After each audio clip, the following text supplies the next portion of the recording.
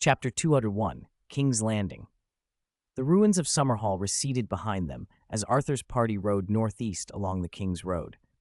Inns and taverns dotted the way. Whenever their noble banners appeared, keepers hurried out with warm welcomes, good food, and decent rooms. The journey was uneventful. They turned northwest at Coppergate and rode through the endless Kingswood. After more than a month on the road, Arthur finally saw King's Landing across the Blackwater Rush. King's Landing spread before him like a vast square chessboard, miles in every direction, ringed by towering walls. 7 gates pierced those walls: Dragon Gate, Lion Gate, Mud Gate, Old Gate, God's Gate, King's Gate, and Iron Gate. Arthur and his party came in through the River Gate, often called Mud Gate, which opened onto the harbor where hundreds of wooden and stone piers jutted into the Blackwater Rush. After passing through Mud Gate, they found themselves in a wide fish market. Gods above! Cletus grabbed his nose the moment he stepped into the market. The stench of rotting fish and human waste hit him full force. This place is a cesspit. His complaint was nearly lost in the market's clamor. Buildings pressed so close to one another that the street felt narrow. Sewage threaded the spaces between cobbles. King's Landing was the most crowded and foul city Arthur had visited. Luckily, the smell lessened as they climbed toward Aegon's High Hill and the Red Keep. They put up at an inn near the hill and changed into cleaner clothes.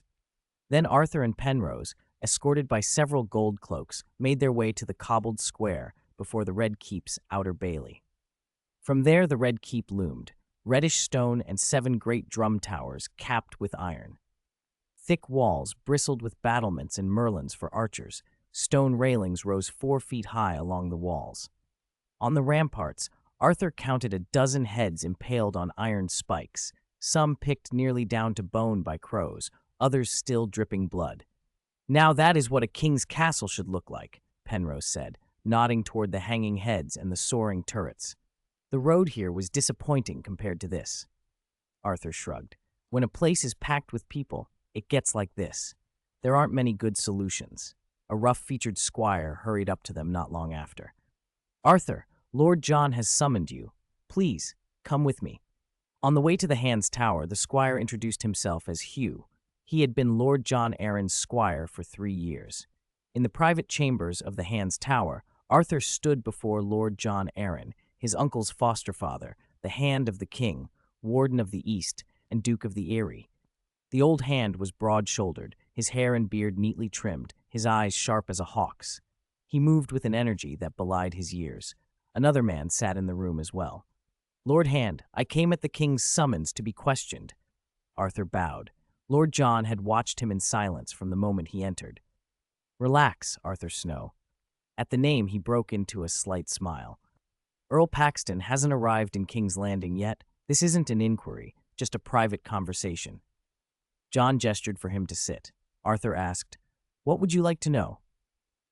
"Snow, tell me everything. The whole story, how it began, how it ended." Lord John's voice was firm. "I want the truth." Arthur answered plainly, holding back opinion.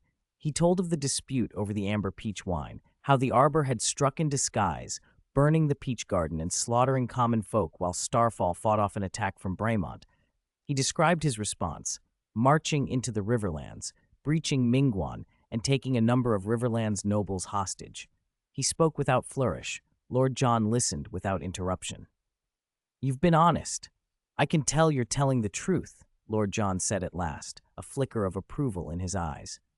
"You restrained your men from slaughtering those who surrendered, old men, women, children. To keep such a bottom line in the name of revenge is rare and commendable."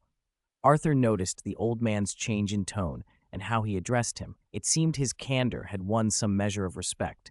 "However," John continued, his voice hardening, "it was unwise to invade the Riverlands unprepared, to pick a fight with foes far stronger than you." Arthur set his jaw. "Lord John, I was taught never to stand by while my people are massacred simply because our enemies are powerful. When the Mad King demanded the heads of King Robert and my uncle, you refused, and you raised an army against him to protect them." For a moment the Hand's composure shifted. His gaze softened, complicated by memory. "My boy, I'm not saying you should never resist the strong. I'm saying you must do it the right way. Your father, Brandon, did not understand that once. His mistake cost him and Duke Rickard their lives at the Red Keep. Snow, my boy. Lord John's sudden use of the old familiar address made Arthur understand how his tone had changed. Teach me, Arthur said simply. When you face a stronger enemy, Lord John said, rising and moving to the window to look down over King's Landing, you seek allies first. You forge marriages and pacts to enlarge your reach. Did you know that Earl Paxton Redwine had arranged all his children's marriages before he even reached the city? Loras Tyrell is close to Duke Renly. Duke Mace spends his days hunting and feasting with Robert. Highgarden's grain comes to King's Landing by the cartload, distributed freely to the poor and to the children in the name of the mother and the maiden by Margery Tyrell. If you walk through Flea Bottom or Cobbler's Square today, you will hear nothing but praise for the Highgarden Rose. As John spoke, the Tyrell motto came to Arthur's mind. Compared with Stark's Winter is Coming or Greyjoy's We Do Not Sow, the Tyrell words seemed insignificant. Yet those two seemingly simple words sent a chill creeping up Arthur's spine. Chapter 2, a Regicide. Child, can you show me your dawn? Just as Arthur drifted into thought, old Aelin spoke. Arthur nodded, and Penrose soon came in with Dawn across his back, accompanied by Hugh. Fine beads of sweat dotted the young squire's brow. The sword was clearly too heavy for him. It is quite weighty. Old Aelin hauled it free with both hands and regarded the milky white, translucent blade. Through the ages, those who bore Dawn and earned the title Sword of the Morning were the greatest knights of House Dane. They were not only the finest swordsmen, but men of honor, and they were held in the highest respect. Its last true owner, Sir Arthur Dane, was more legendary than most. He kept his vows to the death rather than break them. Old Aelin returned Dawn to its sheath and spoke with a gravity that made Arthur straighten. Child, treasure this honor. I will. Arthur strapped Dawn to his back. All right, go. Old Aelin went back to the table and bent over a letter. The name at the end made him pause. Eddard Stark. It had been many years since he had last seen his foster son, now Warden of the North, Prince of Winterfell, and the thought brought a smile to the old man's lips. Walking out of the Tower of the Hand, Arthur replayed Aelin's words in his head. To face a powerful enemy, you must find allies. Jon Arryn had done just that during Robert's rebellion. He had been the first to raise his banner, but he sent his two foster sons, Robert Baratheon and Eddard Stark, back to their homes to gather their bannermen. He married Lysa Tully. Eddard, in Brandon Stark's place, married Catelyn Tully.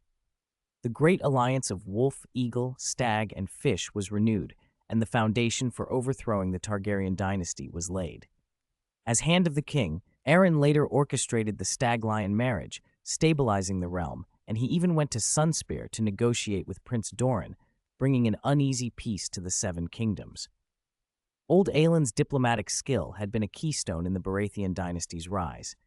Even if King Robert wasted his days on hunts, brothels, and cups of wine, as long as the alliances Jon had built held, the realm could still function. Arthur's own approach had been different. He had leaned on his own skill and on the Three Kingdoms kill panel to solve problems, and he'd neglected the importance of alliances. If he had had stronger allies before marching on the Riverlands, he wouldn't have been so cautious about Starfall's defense and so constrained in his operations. If he had secured more powerful friends before Redwine struck the Peach Garden, perhaps that attack never would have happened. Countless examples show that nobles who insist on free marriages seldom fare well. He remembered Count Anders warning him after he refused a marriage alliance. He recalled Arianne fretting about her place as heir as Quentyn's allies grew step by step. Arthur finally saw what he'd been missing. Finding allies and forming a faction was a quick way to multiply power. But what's done is done. Worrying over past mistakes was useless. Even now, Arthur still held many Riverlands nobles captive, and at worst he had trial by combat as a last resort. Trial by combat settles disputes by blade. If you can stand and fight, you don't need allies, but you do need strength. A mocking voice cut through his reverie. Are you the new Sword of the Morning, Arthur Snow? Arthur looked up. The tall, golden-haired knight in white armor filling the lane was unmistakable. Jaime Lannister, the Kingslayer. Arthur had seen his uncle, Sir Arthur Dane, in a sword vision, He gave a small shrug. If there's no other dawn in the world, I suppose I am the sword of the morning, you mean. Jaime's gaze flicked from Arthur to the sword on his back. For a moment, something like a faraway look passed over the smiling knight's features. He'd once wanted to be Arthur Dane, but life had turned him another way. He hid the edge in his mouth and said, "The world's come a long way when a snow can lift dawn and call himself Sword of the Morning." "Is that so?" Arthur smiled. "These days a Kingslayer can be a Kingsguard and wear white. Why shouldn't a Snow carry dawn and claim the title?" "You've got a sharp tongue, Snow." Jaime crossed his arms. "Your father, Brandon Stark, was like that, full of bluster, but he learned the cost of words. He was brought before King Aerys. Your grandfather, Prince Rhaegar, was summoned to answer. Prince Rhaegar demanded trial by combat. The king consented. Brandon thought he would meet a Kingsguard in that chamber. Perhaps he hoped it would be me.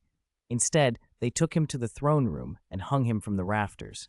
Two of the king's pyromancers lit a brazier beneath him. The king said fire was the Targaryen family's champion, and Prince Rhaegar must prove his innocence by not getting burned. As the flames climbed, Brandon was brought in, hands bound, a wet leather cord around his throat fastened to a device the king had bought from Tyrosh. All he could move were his feet. His sword lay on the floor, just out of reach. The pyromancers turned him slowly in the blaze, spreading him out and making sure he cooked evenly. His cloak caught first, then his tunic. Soon there was nothing left of him but metal and ash. Aerys promised the cooking would go on, unless the son could save his father. Brandon fought, but the more he struggled, the tighter the rope, until he strangled himself. "King Aerys's madness is known to all," Arthur said quietly when Jaime finished. "Kingslayer, you've said enough. Do you want my thanks for avenging my father?" Jaime's mind flashed back to the day he had plunged his sword into the king's back. Aerys had screamed, even as the blade found him. "Burn them," he cried. "Burn them all!" Jaime tightened his grip on the sword at his hip. "Fight me, Snow. Let me see if you're worthy to wield that blade." Chapter 203, Queen Cersei Penrose stepped forward, blocking Arthur's path. "My lord is unarmed. What glory is there in fighting him, even if I win?" Jaime loosened his hand on his sword hilt. "Snow, I can wait for you to get dressed. I, Jaime Lannister, don't take such advantages." Arthur pressed a hand to Penrose's shoulder, signaling him to stand aside. His voice was as calm as still water. "No need. Since this is a sword contest, I need no armor or protection. Find a place, and we'll begin." Arthur was a man of principle. He did not take needless risks, especially not for trivialities, but this had been allowed to go this far. Refusing now would brand him a coward. Jaime lifted an eyebrow. "Then I hope your blade is as sharp as your tongue once we're in the yard." They faced each other in the corridor long enough to draw a crowd. Maids whispered behind pillars. Squires pretended to pass but lingered to watch. Word of the duel spread through the Red Keep, and soon busybodies gathered. The spot chosen was the training yard between Maegor's Holdfast and the White Sword Tower. Maegor's Holdfast was a massive square fortress at the heart of the Red Keep, a castle within a castle, containing the royal chambers. The White Sword Tower, the slender four-story dormitory of the Kingsguard, overlooked the small arena used by the Kingsguard and the royal family for practice. When they arrived, Sir Aron Santagar was still instructing Prince Joffrey and a clutch of young squires. Joffrey's personal guards lingered nearby. On the terrace of Maegor's Holdfast, Queen Cersei watched her eldest son at practice and then noticed her younger brother arriving with an uninvited guest in his wake. "I knew Jaime would want to fight the new Sword of the Morning," came a familiar voice behind her. Tyrion Lannister, the imp, pushed the terrace door open. "Where have you been all this time?" Cersei snapped. "Where else could I go?" Tyrion grinned, showing his uneven teeth. "Taverns, brothels, taverns that double as brothels. You know the sort of places." He produced a stool and dragged it across the stone to the terrace, the legs rasping. "This Arthur Snow, this Sword of the Morning, you mean the man who nearly set the Riverlands and Dorne at each other's throats?" Cersei, eyes still on the yard, allowed his small-made noise. Below, Jaime was fully armored, his cloak and white cuirass gleaming, his golden lion helm fixed. Arthur, whom Tyrion had called Snow, stood bare-chested, stretching his wrists, unarmored and unfazed. I hurried back as soon as I heard he'd reached King's Landing, Tyrion went on, climbing onto the stool to see better. I didn't want to miss this. He's not even wearing a shirt. Does he think this is a brothel bed? Then again, if he's spending his time sparring with my brother instead of courting allies, he may be little more than a brute who knows how to swing a sword. Tyrion squinted toward the city. The Highgarden Rose has been busy lately. Cartloads of grain arriving in the city, Margaery herself handing it out to the poor. Everyone is calling her kind and beautiful, as if she's some saint. Lions do not listen to bleating sheep, Cersei said coldly, drawing her lips into a line. You always in a brothel, and now you're a newsman too? Tyrion shrugged. The Seven were ungenerous to me, left me small and left me with nothing better to do than talk to the girls while other things recover. Cersei was about to bite back when Tyrion's voice changed. He was no longer making jokes. His one green eye and one black watched the yard open-mouthed. That sword of the morning, bare-chested, is actually besting my brother. Below, Jaime and Arthur were locked in combat. Arthur's movements were lithe and precise, his bare torso flowing with motion, while the two blades in his hands, one dark, one light, seemed to dance as if possessed. Jaime, in heavy white plate and lion helm, looked heavier, slower. He parried where Arthur attacked, forced to step back. Arthur's strikes were elegant and lethal. In a flurry, he sent Jaime's lion helm spinning, golden hair scattering across the stones. Tyrion clapped once. He may be a brute and an idiot, but he's a brute and an idiot with astonishing skill. The Sword of the Morning lives up to his name. No wonder the people from the Riverlands and Highgarden prepared as if facing a great foe. Something like interest flickered across Cersei's face. Few could completely outmatch Jaime with the blade. She watched, breath held, as the men traded blow after blow. After a dozen rounds, Arthur pulled back and, with a single sweeping stroke from a white, glass-like greatsword, knocked Jaime's sword from his hand. The yard fell into a stunned hush. Arthur's head came up. For a moment his violet eyes lifted and found the terrace. Cersei felt her heart skip.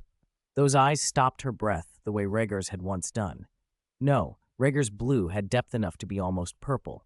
Arthur's violet was a color all its own, sharper, impossible to forget. Memory came rushing in, vivid and unwanted. She was 10 again, walking with two friends toward a witch in a fen outside Lannisport, the Frog Witch. The old woman had yellowed eyes, wicked and hard to name. She was squat and lumpy, sagging in ways that made Cersei shudder now. When she spoke, her breath was stale and fierce. The witch snarled at them, and one companion fled in fear. The golden-haired girl planted her hands on her hips. "Give us a prophecy, or I'll have my father whip you for contempt," she had said, voice all lion. The witch relented only to demand blood. "Ask 3 questions," the witch said after tasting their hands. "You will not like my answers." "When will I marry the prince?" Cersei had demanded. "Never," the witch had rasped. "You will marry the king." Cersei had taken that to mean she would not wed Rhaegar until Aerys was gone. "I will be queen," she had pressed. "Yes, you will be queen," the witch answered, "until another woman, younger and more beautiful, comes and casts you down. She will take all you hold dear." The young Cersei had flared with rage. "If she dares, I'll have my brother kill her." "Will the king and I have children?" she had asked. "Oh yes," the witch had said, 16 for him and 3 for you, crowns of gold and shrouds of gold, and when the tears have drowned you, Valonqar will wrap his hands around your pale white throat and choke the life from you." Later she learned that Valonqar meant little brother in High Valyrian. The memory peeled away like wet silk, and Cersei was back on the terrace, staring at Arthur's face. Tyrion, who had watched with equal fascination moments before, was no longer beside her. He had slipped away at some point without remark. The yard below still held a hush, Arthur standing calm, his violet eyes dark and unreadable. Chapter 204. I Served the Kingdom. The victor, Sir Arthur Snow. When the Red Keep's master-at-arms, Alan Santagar, announced the obvious winner, Arthur sheathed his sword. The match left him pleasantly spent, like the satisfying exhaustion after a hard workout. Jaime Lannister, the Kingslayer, had a terrible reputation, but now he was in his prime, physically fit and at the peak of his swordsmanship, one of the best fighters in the Seven Kingdoms. He'd indulged Arthur with a proper one-on-one duel. Arthur hadn't activated his naked body ability, even though he'd been fighting shirtless. He wanted to rely on his own strength and skill. Wiping sweat from his brow, he said, "Kingslayer, it seems my sword is mightier than my mouth." Jaime picked up his sword and helmet from the ground and admitted readily, "Snow, your swordsmanship is indeed outstanding. Dawn is not shamed in your hands. But the title, Sword of the Morning, isn't just about a fine blade." His voice darkened. "Upholding vows, having honor, for a moment, for a lifetime. Snow, can you do that?" "I don't need the Kingslayer to teach me what honor or vows are," Arthur replied. Arthur took the shirt Penrose handed him, buckled his belt, and walked out of the training yard.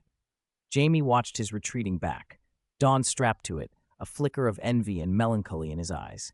What honor or vows could the Kingslayer preach? When keeping a vow costs nothing, anyone can wear white cloaks and call themselves a Kingsguard. Jaime had sworn to obey his king and to protect him, yet the king ordered him to present his father's head and later to watch King's Landing burn. Arthur, who had once dreamed of becoming Arthur Dane, understood the cruelty of fate. "Big brother." The familiar voice pulled Jaime back. Tyrion, short legs and all, stepped into the yard. "I procured a barrel of amber peach wine from Starfall. Care for a drink?" He grinned. By the merchant's account, Earl Paxton Redwine even struck at Starfall's lands for this wine. The vineyards are said to be scorched. That's made this wine rarer than Arbor's Golden, 3 times the price. I planned to keep it all to myself, but it seems someone else might need cheering. Jaime laughed as he began unfastening his breastplate. "Then you'll have to help me get out of this white armor first." "There'll be a stool for that," Tyrion muttered, as if already weary of the task. After night fell, Arthur and Penrose returned to the inn. Penrose was still buoyant from Arthur's victory, imitating the way Arthur had wielded Dawn. They had booked the 3rd and 4th floors, but the inn was mostly empty. Only a few guards Rosso Brunn had left were taking turns on the stair to the 3rd floor. Rosso had told Arthur that Archbishop Alice had gone to the Great Sept of Baelor in Visenya's Hill to meet the High Septon. Jello had gone out with Jimmy and others to gather news, and Quentin and Cletus were nowhere to be seen. Arthur told Penrose to prepare food and hot water for a bath, then went to his room alone to sort his thoughts. Old Aelin's warnings about Highgarden and Earl Paxton Redwine's moves sat heavy with him, and he had no easy answers. House Tyrell, as Lord Paramount of the Riverlands, was a first-tier great house, immensely powerful and wealthy. Paxton Redwine had used every tool at his disposal, arranging marriages and alliances through his children to increase his leverage. In money and in the forging of alliances, Arthur couldn't match them. It was his first time in King's Landing. He didn't know the city, had no contacts, and no reliable sources of information. In a place crammed with power, information was everything, and it couldn't be built overnight. With little else to do, Arthur decided to explore King's Landing and see if he could gather intelligence or unlock any Three Kingdoms kill system cards. The capital should hold at least a few cards, he thought. Just as he finished his meager dinner and was about to bathe, there was an unexpected knock. The Master of Whisperers, the Spider Varys, stepped into the room. "Sword of the Morning, Sir Arthur Snow," the eunuch said in his soft, even tone. "A pleasure." He had a round, bald head, a smooth chin, soft slippers that made no sound, powder dusting his face, and a faint, sickly scent. "Lord Varys, what brings you so late?" Arthur asked, puzzled. He'd had no prior dealings with Varys. "Sir, I am concerned for your predicament." Varys smiled gently, the powder on his face flaking as he spoke. "You heard something of Lord John of Highgarden and Arbor's preparations for your trial, did you not?" "Lord John told me some things," Arthur admitted. "Your information is well-informed, Lord." "Being well-informed is the Master of Whisperers' duty," Varys said. "But what I know makes me think your situation is worse than you've been told. Highgarden and Arbor's preparations are more thorough than Lord John let on." He sighed, then recounted the tone of the small council, especially Petter Baelish's insistence on the importance of the Riverland's tax revenue, a point he kept repeating. The disparity in taxes between the Riverlands and Dorne suggested deeper vested interests at play. Varys explained that although Lord John often rendered fair judgments, when interests diverge, men tend to rule for themselves. Arthur's dispute with Earl Paxton was especially fraught. The court was usually 3 judges, and Lord John would only hold 1 seat. "Thank you for the warning, Lord Varys," Arthur said, "but why tell me this? We have no reason to be acquainted." Varys's expression grew plain. "Sir, I serve the kingdom. The kingdom needs good men, men like the sword of the morning." He bowed slightly, then melted away into the night. After Varys left, Arthur frowned. The eunuch's visit was a clear gesture of goodwill, but Arthur distrusted Varys. With his uncanny web of intelligence and inscrutable motives, Varys seemed almost inhuman in his reach. In the tales and in Arthur's experience, Varys always spoke of serving the realm, but Arthur found that hard to accept. Born abroad, apprenticed to a theatrical troupe, bought by a sorcerer and mutilated, how could such a man truly sympathize with the people of a land not his own? Arthur didn't believe Varys was the sort who, having been rained on himself, would then hold an umbrella over others. Chapter 205. Goodbye, Edric. The next day, Archbishop Alice returned from the Great Sept of Baelor with news for Arthur. "The Archbishop is grateful for our work spreading the faith among the wildlings in the Crimson Mountains," Alice reported. "He has agreed to send another group of clergymen to the Starfall territory. However, the full set of sacred texts you asked for is extensive, and copying them will be costly. His Holiness insists that a donation of gold dragons to the faith be made before they can be granted." "I'm not sure what they're truly worth," Arthur said. "Calculate the cost and add 50%. Donate that." Arthur wasn't surprised by the demand for money. The current archbishop was a corpulent, avaricious man, one of those who would later be torn apart in the King's Landing riot, and Arthur had little hope of principled help. He asked, "What did he say about red wine burning the sept?" "I showed him much of the evidence," Alice said, "but he called the case one-sided. He wasn't prepared to say whether red wine burned the sept and slaughtered the clergy. The Bishop of Old Hill has accused you of encouraging wildlings to pillage and burn the sept's farms. I think the Archbishop intends to avoid taking sides in our quarrel with the Arbor." Arthur nodded. He would be satisfied if Alice caused no trouble. Jello interjected, "We found where Marguerite Tyrell is distributing food to the poor. Cobbler's Square." "Cobbler's Square is right opposite the Gate of the Gods," Alice said. "Many monks preach there. It is a fitting place for alms and goodwill." Jello's face took on a peculiar expression. "We also heard she has 2 people with her. I don't know if the rumors are true." "Who?" Arthur frowned. "Speak plainly." "Brienne the Beauty and young Edric," Jello answered. Arthur's expression stiffened. He laid a hand on the hilt of Azure Wave and activated the yin-yang twin swords ability. The male sword could sense the female sword's location. Only its wielder could use that effect. A moment later, a tight smile touched Arthur's mouth. The female blade he had given to Edric was somewhere in King's Landing.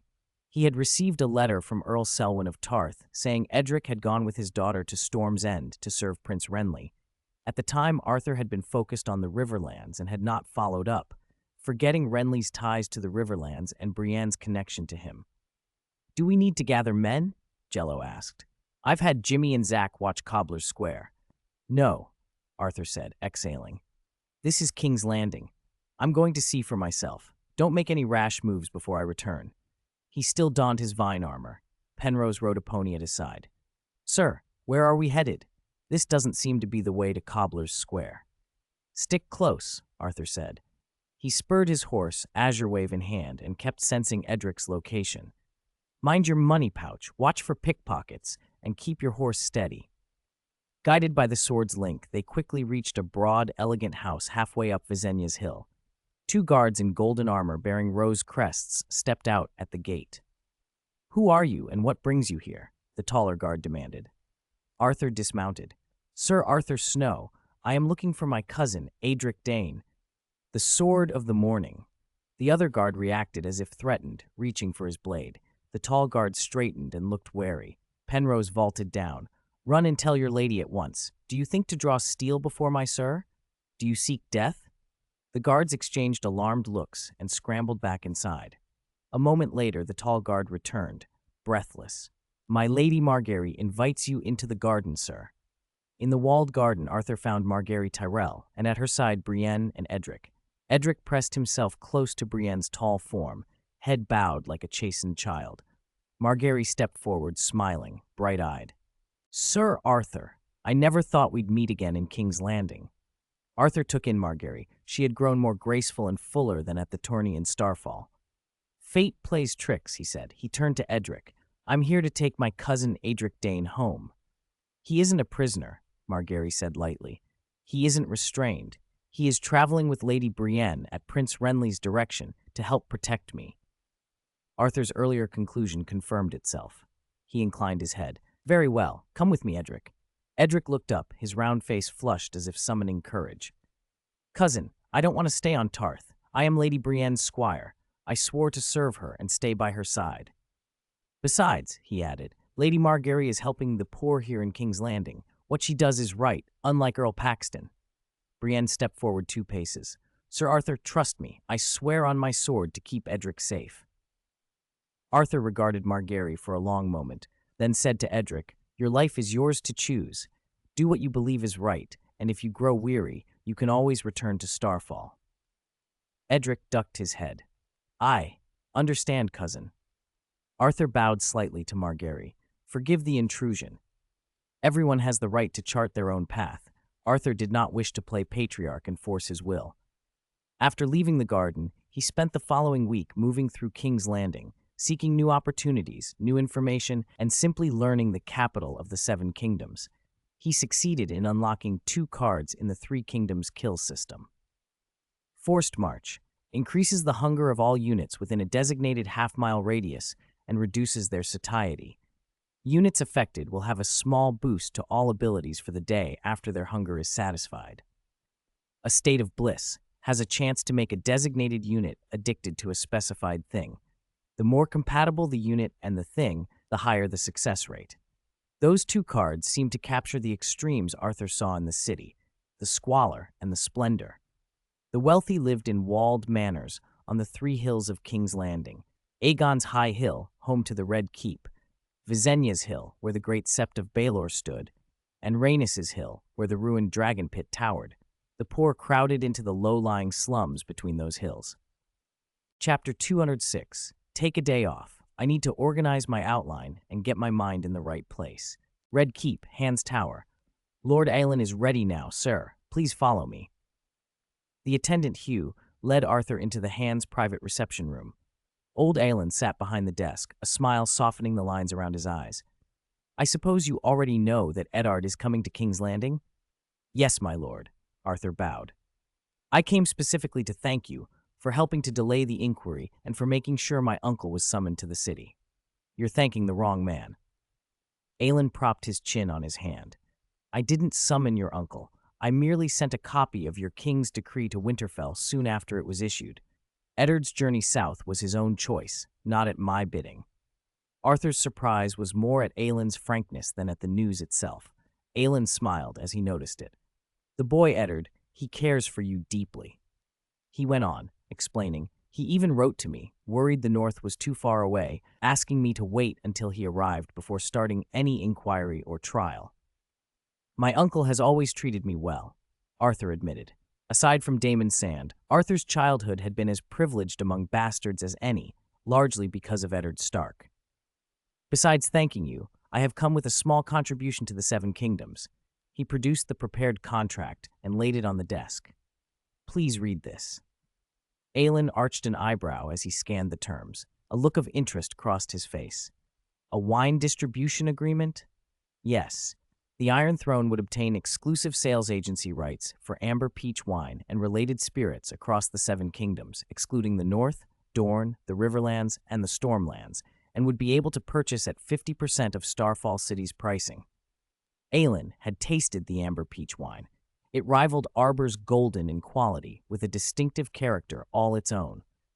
After the vineyards were burned, bottles of it commanded several times the price of Arbor's wine. That scarcity had been the spark of the dispute between Arbor and Starfall, and had even fed conflicts between the Riverlands and Dorne. "Wasn't the production area burned down?" Aelin asked. "Peach Garden, wasn't it called?" "Peach Garden was burned, yes," Arthur said. But Peach Garden was originally my enterprise. Rebuilding will take gold and effort, but I believe production could resume within a year at most. Also, Arthur added, I would present annually a special supply of the finest vintage exclusively for the royal household and the lords of the Red Keep. Aelin inclined his head. His gaze toward Arthur had softened. You are considerate. I will have the Master of Coin, Petter, handle negotiations with you personally. The royal treasury's debts sat heavy on Aelin's mind. The value of amber peach wine had already been proven by the red wine family's interest. Taxes on wine were a significant source of revenue. At the small council, Baelish had reminded the Hand that different tax treatments in the Riverlands and Dorne meant the Iron Throne missed out on levies, and amber peach wine, largely untaxed, could hollow out the revenues further if it displaced golden wine.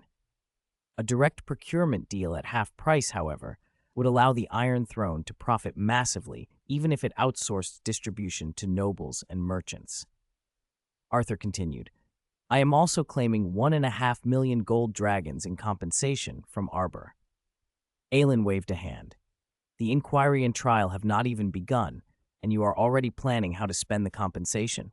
Arthur rubbed his hands together. If I win, I doubt Arbor can pay such a sum all at once.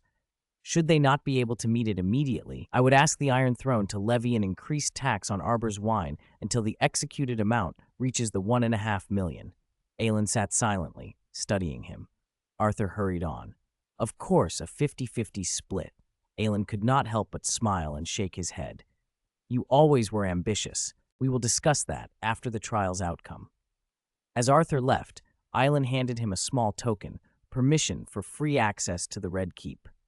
Arthur breathed out as he stepped from the Hand's tower, feeling he had closed off Arbor's last avenue of reversal. All that remained was for his uncle, the big solid man, to arrive in King's Landing and commence the conflict.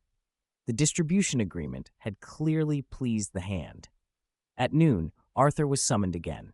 This time, Aelin was joined by two others, Petter Baelish, Littlefinger, and Stannis Baratheon. This was Arthur's first meeting with them both. They presented like two opposite reflections. Peter was short, compact, with gray-green eyes that always seemed to be smiling. A neat goatee darkened a thin chin, and a few silver threads glittered in his black hair.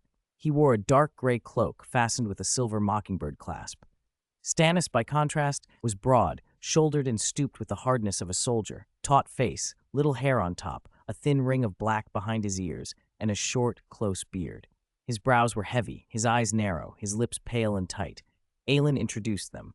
Peter leaned forward, smile in place. Sir Arthur, you favor your father, Brandon. He wore the fondness of old recollection. When I was young and foolish in love, I even once dueled your father. He left me a scar, and a lesson I did not soon forget. I should be thankful to him for that. Peter began, but Stannis cut in without expression. Lord Baelish, enough. Let us be direct. We are here to discuss the amber peach wine distribution. Baelish's smile did not waver. He gave a wry little shrug. Lord Stannis, when negotiating a contract, it's best to build some rapport first. It's like sleeping with a whore. You don't simply pull out and get to it. I do not need a lesson in conduct. Stannis's reply sounded squeezed through clenched teeth. And spare me talk of whores. I have long argued the brothels of King's Landing should be banned. Baelish's face flickered with mock regret. You would upset many good people by that, not least our good King Robert. You, Stannis began. Enough. Aelin cut through them. Peter, explain the contract to Sir Arthur. Peter folded away his smile and spoke with a tempter's steadiness. My Lord Hand is right. This is the most generous offer I have yet seen. Amber peach wine is currently worth 3 times Arbor's golden, and its scarcity shows the market potential. If this agreement goes through, the royal treasury stands to gain greatly.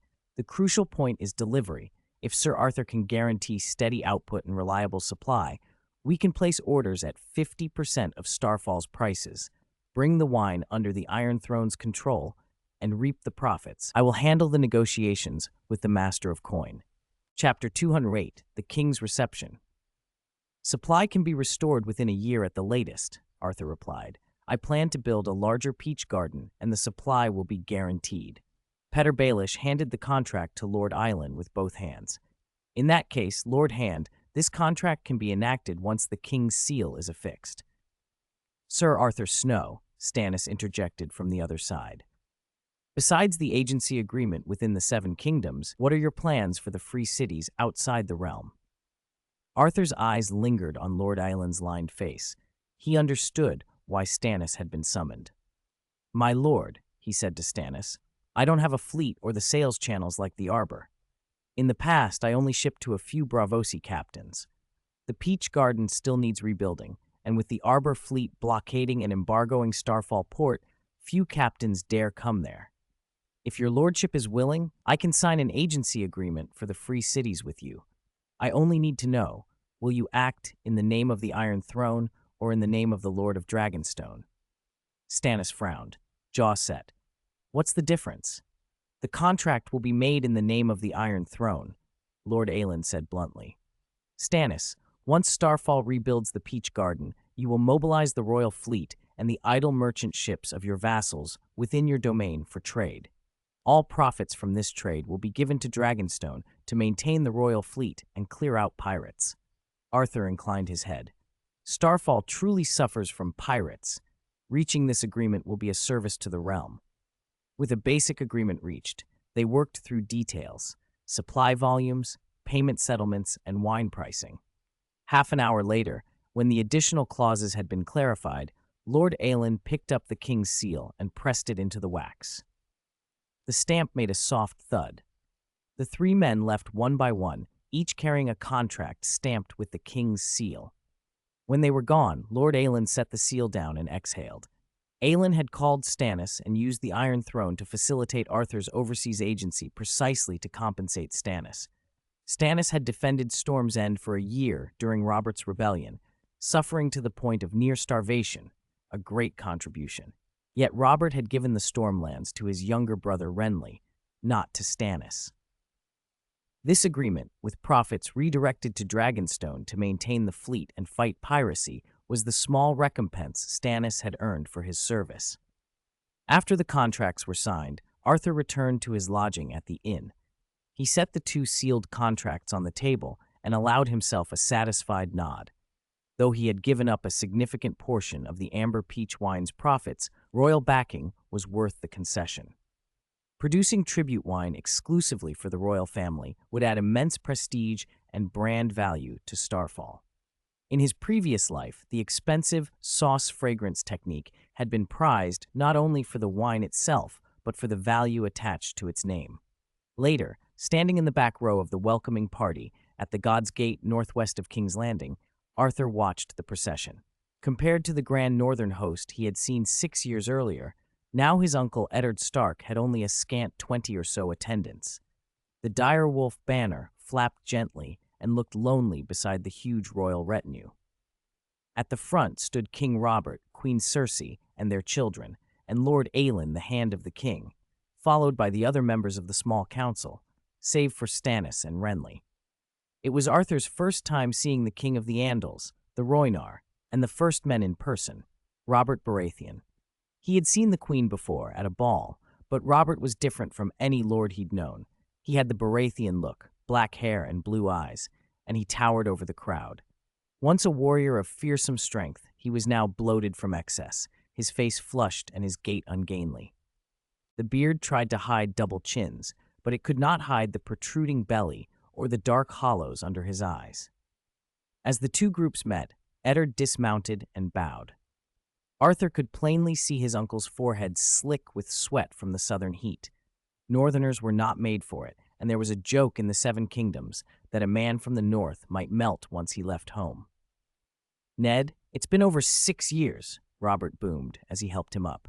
You finally decided to leave your ice cell. John told me you were coming while I was hunting in the Kingswood, Robert went on, voice carrying. They said they'd found tracks of a white hart. He wrapped Ned in a bear hug, and when their eyes met, Arthur saw a familiar nod from his uncle, just as when Arthur had last returned to Winterfell. The simple recognition warmed Arthur's chest. Ned, Winterfell is your command, Robert said, releasing him. Oh, come now. Robert chided lightly. I've summoned you more times than I can count, and you always had some excuse. He turned to Ned's retinue. Where's Catelyn and the children? I rode here myself. The journey was rough. They did not travel with me, Ned replied. After introductions, the king taking the time to present his own children, there followed the formal salute, and the great procession moved through the God's Gate toward the Red Keep. The banners of stag, lion, falcon, and wolf marched together. Crowds lining the streets cheered, "Long live the king, King Robert, the Stag King." A few in the crowd muttered, "Usurper," and "Demon of the Trident," and "Guest King," but the gold cloaks quickly silenced them. As they passed Cobbler's Square, Arthur caught sight of a familiar horseman. "Arthur, it's been too long. You've changed," Jory Castle called, his voice bright with surprise. The captain of Winterfell's guard was larger than Arthur remembered, but the warmth in his eyes was the same. "When I heard you'd become the Sword of the Morning, I was stunned. Robb and Jon were green with envy." Jory kept glancing at Dawn, the great sword slung across Arthur's back, like a child who had spotted candy. Arthur fell into step beside him, speaking of old friends, Sir Roderick's scoldings, training with Robb and Jon, the little peach garden he had started by exploring the Wolfswood, and the cold stone statues in the crypts that held swords. Passing beneath the gates and into the Red Keep's shadow, Arthur felt a curious tug of belonging. No matter how far he roamed, the cold of the north clung to him. Just as his name, Snow, reminded him he always belonged partly to winter. When Eddard Stark rode into the Red Keep, he briefly separated from his old friend Robert, familiar and yet strangely changed. Since they had last parted at the Iron Islands, Robert had been the kind of man maidens dreamed of, broad-shouldered, clean-shaven, and quick-limbed. When he donned armor and a great helm crowned with a double-pronged stag, he had been a true giant on the battlefield, swinging a spiked warhammer and terrifying his foes. Ned had not expected that, in 6 years, Robert's waistline would have become nearly as remarkable as his height. "I need a room to change, and a tub of hot water if you can spare one," Ned told the steward who had come forward. His riding clothes were soaked with sweat, his shirt clung to his back, and the long journey still smelled of horses and travel. The steward bowed. "Lord John has arranged rooms for you and your men in the Tower of the Hand, my lord. This way, please." "Uncle." Ned turned to see Arthur and Jory coming up the steps. He gripped Arthur's shoulder and looked him over. His nephew had grown taller than Ned himself. Black hair, violet eyes, a handsome face that for a moment made Ned think of Brandon as he had been. "Arthur, wait till I wash and change. Don't worry, leave the retainers to Jory. I'll take care of things." He patted the boy's shoulder and retired to his chambers. An hour later, cleaned and in a silk shirt, Ned stepped into the adjoining hall. Arthur was showing Winterfell's men the greatsword Dawn, pale as new-forged steel, like crystal. The sight of it pulled a long-buried memory from Ned's mind, the Tower of Joy, the scent of blood and roses, and Lyanna's voice. "Promise me, Ned, promise me." He could almost hear her pleading. Sometimes a lie can be honorable. He forced the memory away and said to the guards gathered near Dawn, "All of you out. I need to speak with Arthur." When the guards had left, just uncle and nephew remained. "Tell me everything about your time in Starfall," Ned said. Letters had come while Arthur was in Braavos, but after he reached Starfall, the news had grown scarce. The two places felt half a world apart. Ned listened as Arthur spoke. Tourneys and wars, the heavy burden of becoming the Sword of the Morning, the lovers, the battles. The boy who had left Winterfell was now a man who had seen too much. Their talk was cut short by a rap at the door. "My lord, the king would see you." Ned rose and squeezed Arthur's shoulder. "Earl Paxton's conduct has been disgraceful. Wait for the summons, there will be questions." He followed the servant down the corridor to the small council chamber. Servants scurried by, arranging for the welcoming feast. Voices spilled from the chamber even before he entered, sharp, angry, weary. "Robert, you're the king! Ordering assassins is not honor, it's murder. They're the dragon's remnant. They deserve to die. I can't stand by and let you do this." Inside, Robert and Jon were mid-argument. Ned took a chair beside Jon. The king drained a goblet and, frustrated, snapped at a golden-haired attendant to fill it again before turning to Ned. "We're discussing sending men across the narrow sea," Robert said, "to deal with the dragon remnants, Viserys and Daenerys Targaryen." Ned's voice was steadier than he felt. Your Grace, hiring assassins to kill across the sea? That's murder. There are children among them. No matter their blood, killing children is unbearable. Robert slammed his fist down, and the wine in his goblet sloshed. Unbearable? He roared. Do you know what Eris did to your brother Brandon? Do you know how your father died? Was that bearable? And Rhaegar, how many times do you think he raped your sister? Was it only once? Jon's hand went to his forehead. They brought ruin on themselves through their crimes. The gods and the people turned away. That's what toppled the dragons. Robert, do you want to follow their path? The king opened his mouth, then shut it again, and swallowed his words with another mouthful of wine. Ned leaned forward. You have killed Rhaegar at the Trident and won your crown. 2 children cannot rule Westeros from across the sea. For what Rhaegar did to Lyanna, I'd kill him 10,000 times. Robert wiped his beard and shouted like a man draining himself dry of fury and pain. Even the most innocent grow up, and we grow old. Did you hear that commoner call me just now? Usurper. Guest king. His voice roughened. How many lords in the 7 kingdoms still call me usurper? If Viserys lands in Westeros and raises a dragon banner, who will answer him? Jon rubbed his temples. I've heard what's been said of him over the narrow sea. They call him the beggar king. He pawned his crown. If we act justly and keep honor with us, who would support a beggar king? Robert sagged back into the king's chair like a burst seal. A guest king can at least buy men's allegiance, he said weakly, half laughing. A beggar king asks for it with empty palms. Damn you all for putting that iron chair under my backside. He glared at Ned and Jon for a moment, then his anger drained away into exhaustion. Ned saw his opening and asked to be named judge in the dispute between Arbor and Starfall. Robert waved a hand. The heat in his eyes had cooled. Do as you please, just don't miss the feast tonight in your honor, he added, softer and with a rough humor that didn't ring entirely sincere. And Ned, if you call me your grace again, I'll have your head set on a spike. There's more between the 3 of us than lord and subject. I won't forget, Ned said simply. That night's feast was crowded with nobles, many from the Riverlands and beyond, Mace Tyrell, Mattis Rowan, Earl Paxton Redwine among them. Ned had Arthur seated by his side as a sign of support.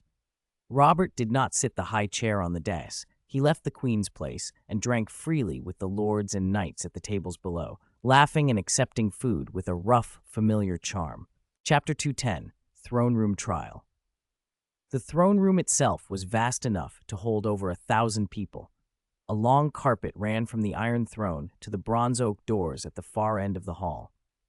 The room stretched north to south with tall, narrow windows set into the east and west walls. Where the skulls of Targaryen dragons once hung, King Robert had long since replaced them with tapestries and brocades. When Arthur and Earl Paxton were summoned and stepped through the doors, both sides of the hall were already lined with onlookers.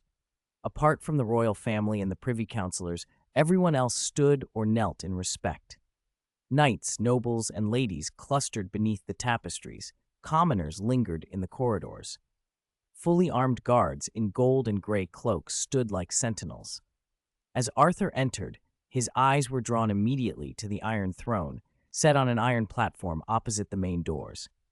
The throne was empty, allowing him to see it in full, a mass of iron, jagged and spiked, twisted metal and barbs rising into a cruel back. To sit there, one had to climb a narrow iron stair. Below the throne stood an oak table, and at its center sat old Aelin in a blue and white robe bearing the Star and Moon Falcon's sigil. The golden hand of the king pin on his chest flashed in the sunlight.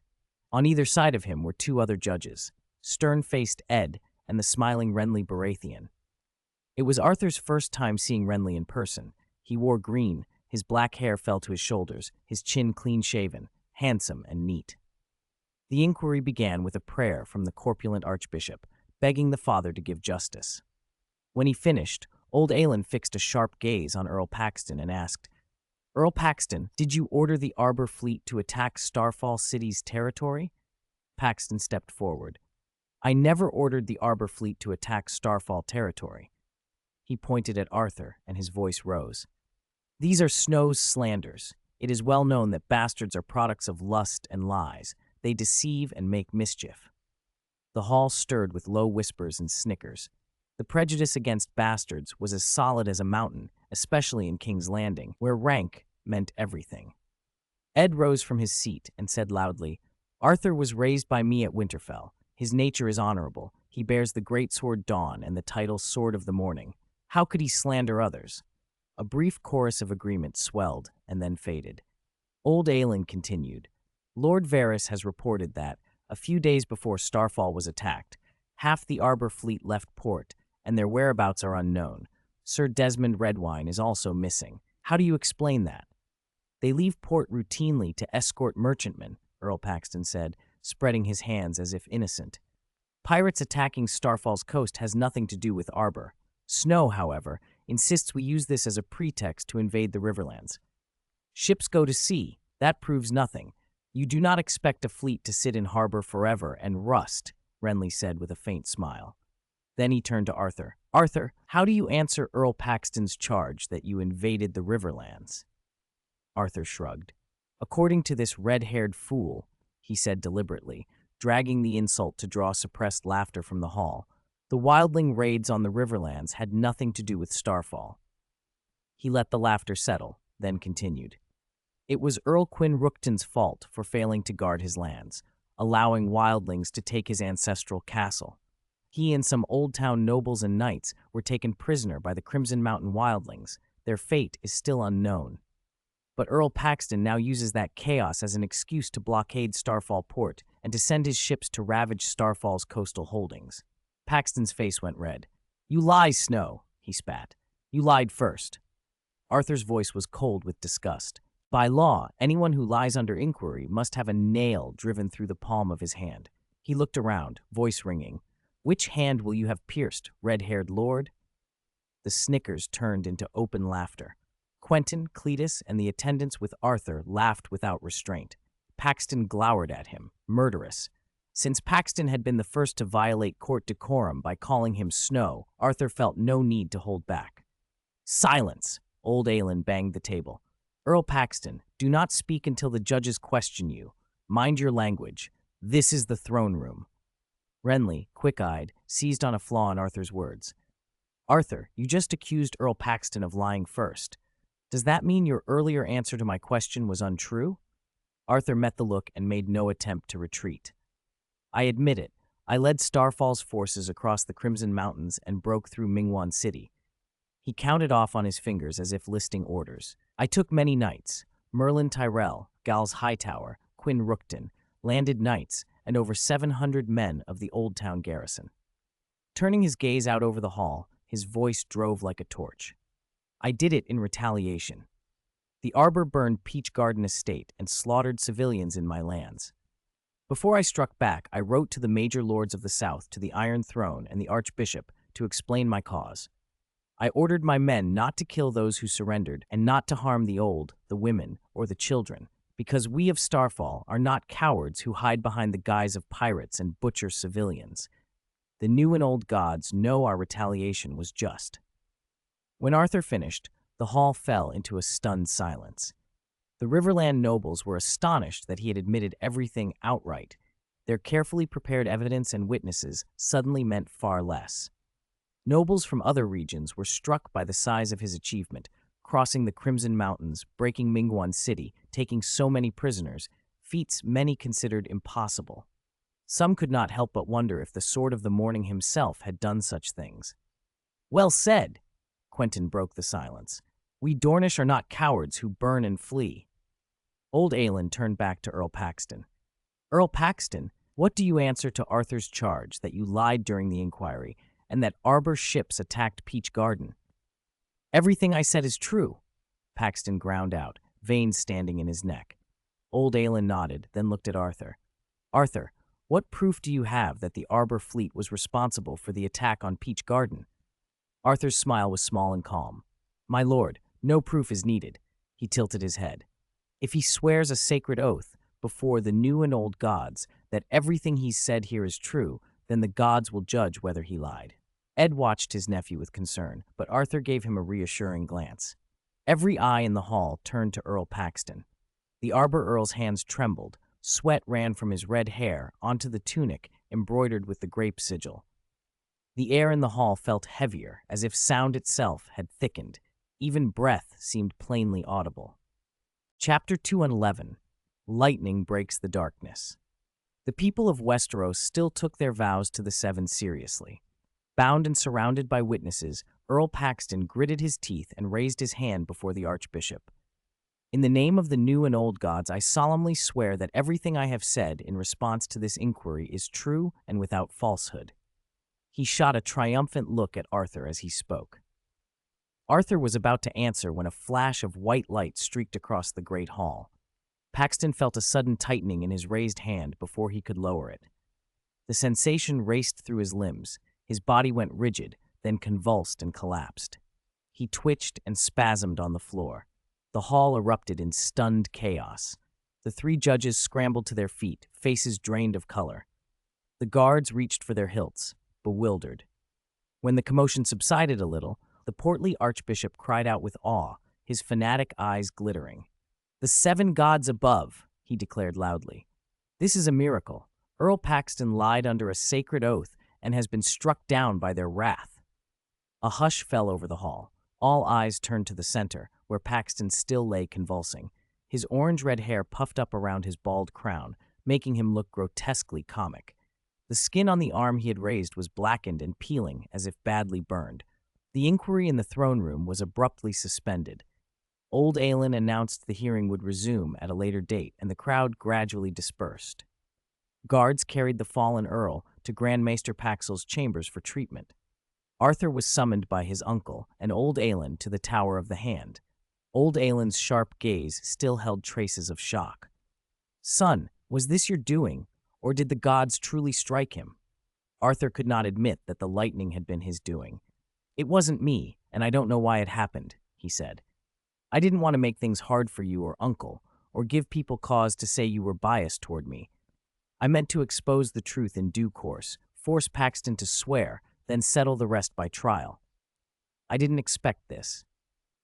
In truth, Arthur had wanted to test how powerful his lightning was. Physically, it hadn't done much, but the damage to Paxton's reputation was devastating. To be seen, struck down while swearing on the gods, was a humiliation beyond repair. His enemies would brand him a liar and an oathbreaker, and the stain would spread to his house. Old Aelin and Ed exchanged looks of relief as Arthur explained.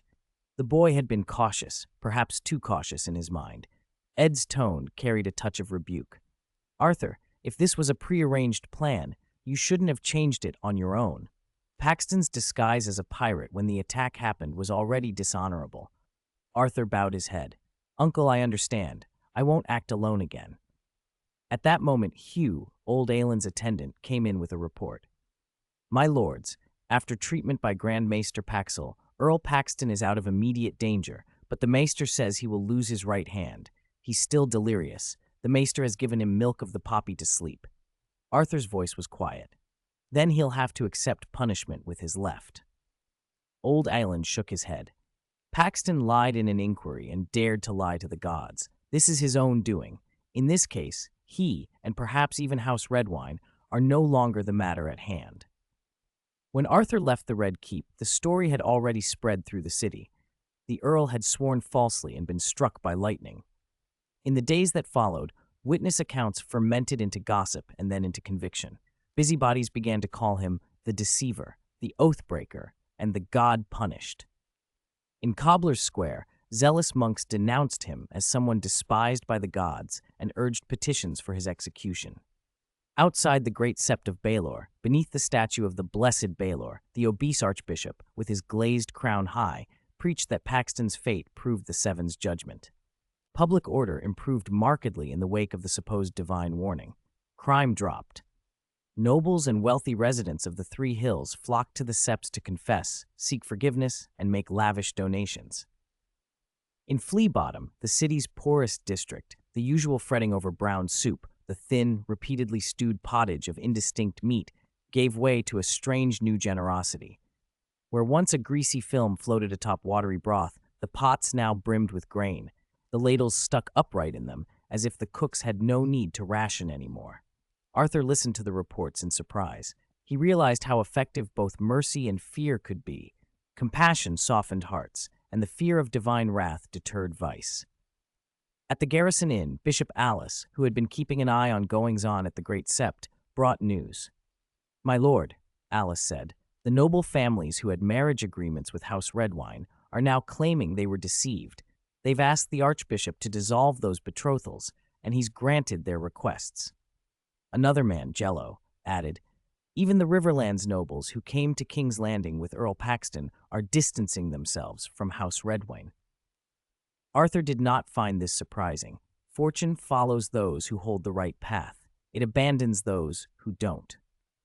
Now both the judges and the people seemed to be on his side. The forthcoming inquiry would be less about his conduct than about his demands for reparations from Arbor and the crimes committed by House Redwine. As Arthur considered whether to adjust his demands or add new conditions, Hugh returned to the Tower of the Hand summons, a meeting to discuss compensation for the losses suffered by Starfall City. Chapter 212, Dornmarch Governor, 2-in-1. When Arthur pushed open the oak door of the small hall in the Hand's Tower, the iron hinges gave a faint creak.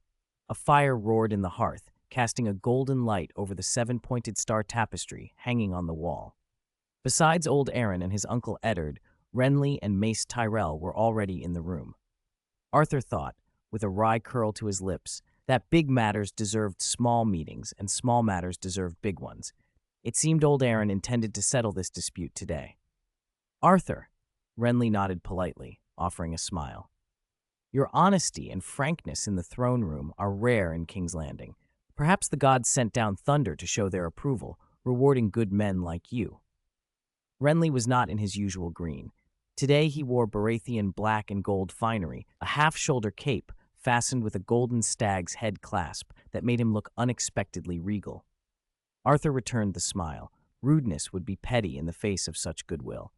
"Lord Renly, you flatter me. I only seek justice, and the gods seem to agree." Old Aaron cleared his throat and tapped the table with a frail finger, and the hall fell silent. "Now that everyone is here," he began, leaning forward, "we are gathered to negotiate and reach a consensus about the conflict between the Arbor and Starfall City." Mace Tyrell sat bolt upright, the chair groaning under his bulk. "Arthur," he said, "I demand the release of all Riverlands prisoners, especially Merlin Tyrell, Garth Hightower, and Quinn Rookton. They are innocent of invading Starfall's lands and should not be held."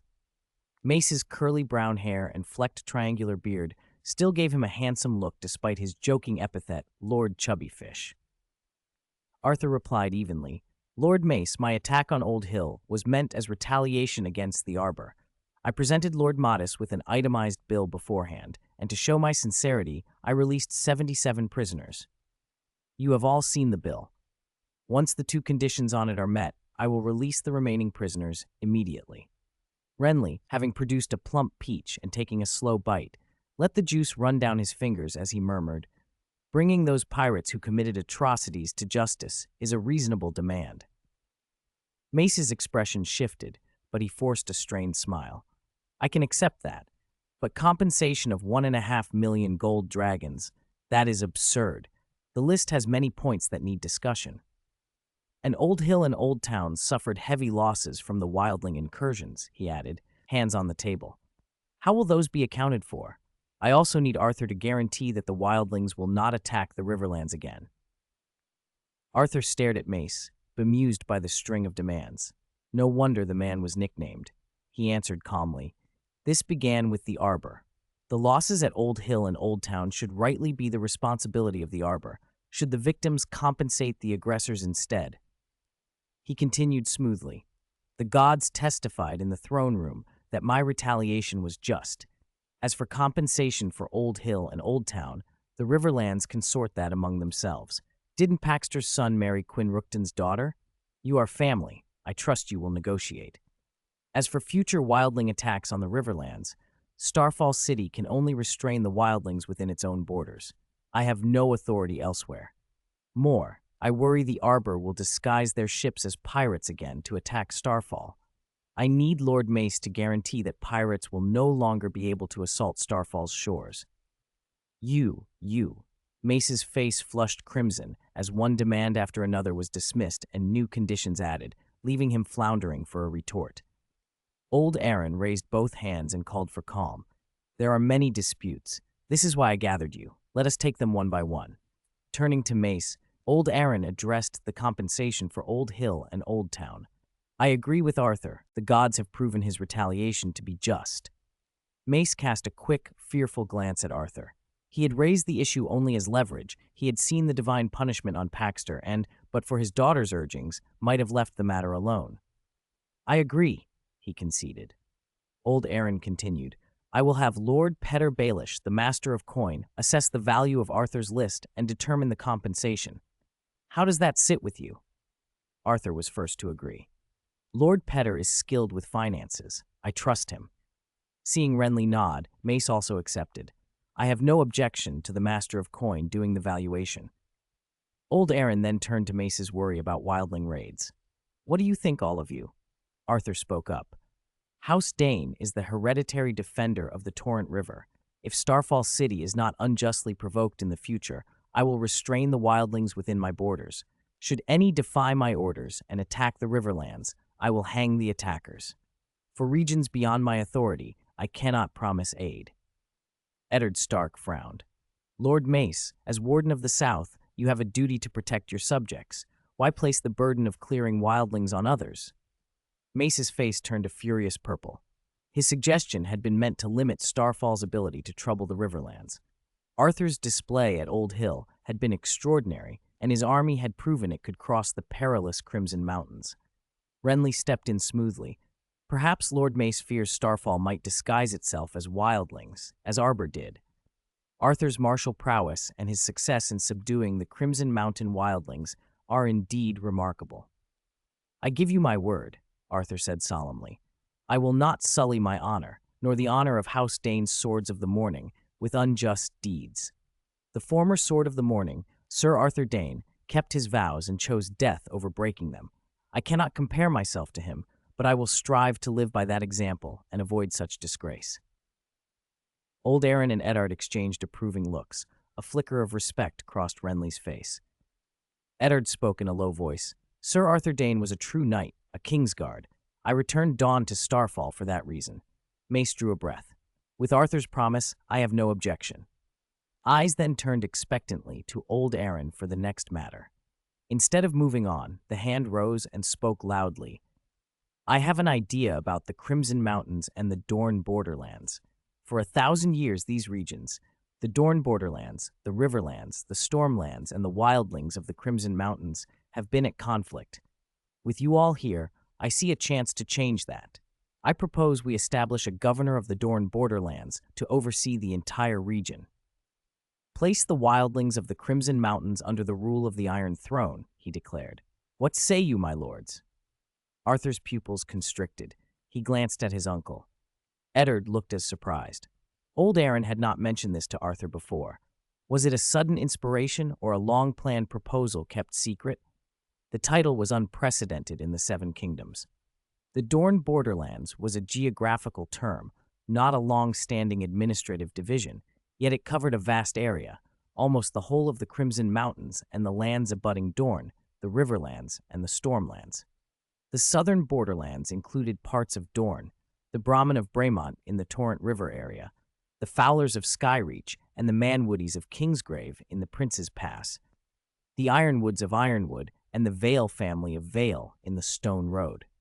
The western borderlands, overlapping the Riverlands, included the Tarleys of Hornhill and the Peaks of Starfall. The eastern borderlands, in the Stormlands, took in the Carons of Nightsong, the Dondarians of Blackhaven, the Selmies of Harvest Hall, the Swans of Stonehelm, and the Burnt Ruin of Summerhall. For centuries, the borderlands had been blooded and warlike. Their lords were strong and martial. Old Aaron sat down and let the room consider the proposal. Silence lingered until Renly broke it. Establishing a governor of the Dorne borderlands is consequential. We should consider it carefully. Old Aaron's voice was firm. Lord Renly, you oversee the Stormlands, and Lord Mace is Warden of the South. Prince Doran has sent his eldest son to King's Landing with Arthur. The liege lords and representatives of the borderlands are all gathered here. There is no better time. He rose again, his old voice strong. Lord Mace just spoke of wildlings harassing the Riverlands. If we have a governor of the borderlands to command the border forces and punish unruly wildlings, such raids will cease. The borderlands lords are often at odds with each other. Without mediation, minor frictions become bloodshed. A governor could resolve disputes on the spot and prevent conflicts from escalating. Eddard agreed. Fair arbitration prevents early disputes from turning into bloody clashes. It's the foundation for lasting peace, with a governor coordinating the three factions, organizing defenses, and dealing with Crimson Mountain raids. All the Borderlands lords would benefit. Mace stroked his neatly trimmed beard, eyes bright. All that is true, so who will hold the post? He straightened and announced with a booming voice, I propose myself, or Randall Tarley of Horn Hill, or Titus Peak of Starfall, as governor. Old Aaron raised an eyebrow, apparently not expecting Mace to volunteer. His gaze moved to Arthur and Renly, who had not yet spoken. Under that scrutiny, Arthur allowed himself a small, sharp smile. My lords, I agree to the creation of a governor of the Borderlands. I nominate myself. He knew the post would not be easy. The Borderlands lords had long loyalties. Any governor would be walking a tightrope. A title alone, without real strength and influence, would be meaningless. Before Arthur could say more, Renly spoke, seeing the other's eyes on him. I recommend Arthur as governor of the Borderlands. Mace stared. Lord Renly, what did you say? Renly had expected the reaction and remained composed. The governor must have the strength to put down the Crimson Mountain wildlings and the cunning to make the lords obey. Arthur has already subdued the wildlings in the Torrent River area and shown he can lead an army across the Crimson Mountains. He can fulfill the duties. The title of Sword of the Morning also lends weight and impartiality in disputes among the Borderlands lords. If there must be a governor, I can think of no one more suitable. Mace's face fell. He slouched in his chair like a deflated fish. Old Aaron allowed himself a pleased smile and nodded in approval. Chapter 213. I want to improve so much despite Mace's extreme reluctance. Renly's support for Arthur finally tipped the balance, and Mace agreed to Arthur's appointment as governor of the Dorne Borderlands. Old John Aaron, seeing his plan come to fruition, eased back in his chair. All right, it's getting late. Tomorrow morning, I'll summon Peter Baelish to finalize the compensation and work out the details. We'll discuss it then. As Mace and Renly took their leave, Arthur noticed Lord Mace's footsteps were heavier than when he'd arrived. Ed's eyes flashed with concern as he turned to John. Why did you create the position of governor of the Dorne Borderlands and appoint Arthur? The terrain there is complicated, and the situation is even worse. This isn't a desirable post. Arthur patted his chest without hesitation. Uncle, if the kingdom needs me to serve as governor of the Borderlands, no matter how difficult, arduous, or dangerous, I will give it my all. He truly wanted to rise. Arthur already controlled the Torrent River basin. By House Dane's old claims, that was as far as his legal reach went. To expand his power, he could try to win over the wildling tribes in the Red Mountains, but more realistically, he had to rely on economic ties to attract the neighboring lords. The governorship of the Dorne Borderlands might be a poisoned chalice, but it also opened a new path. He could legitimately clear the Red Mountains of wildlings and fold the surrounding lords into his sphere, increasing his influence. Old John Aaron saw Arthur's sincerity, and a satisfied glint crossed his eyes. He reached out and patted Arthur on the shoulder.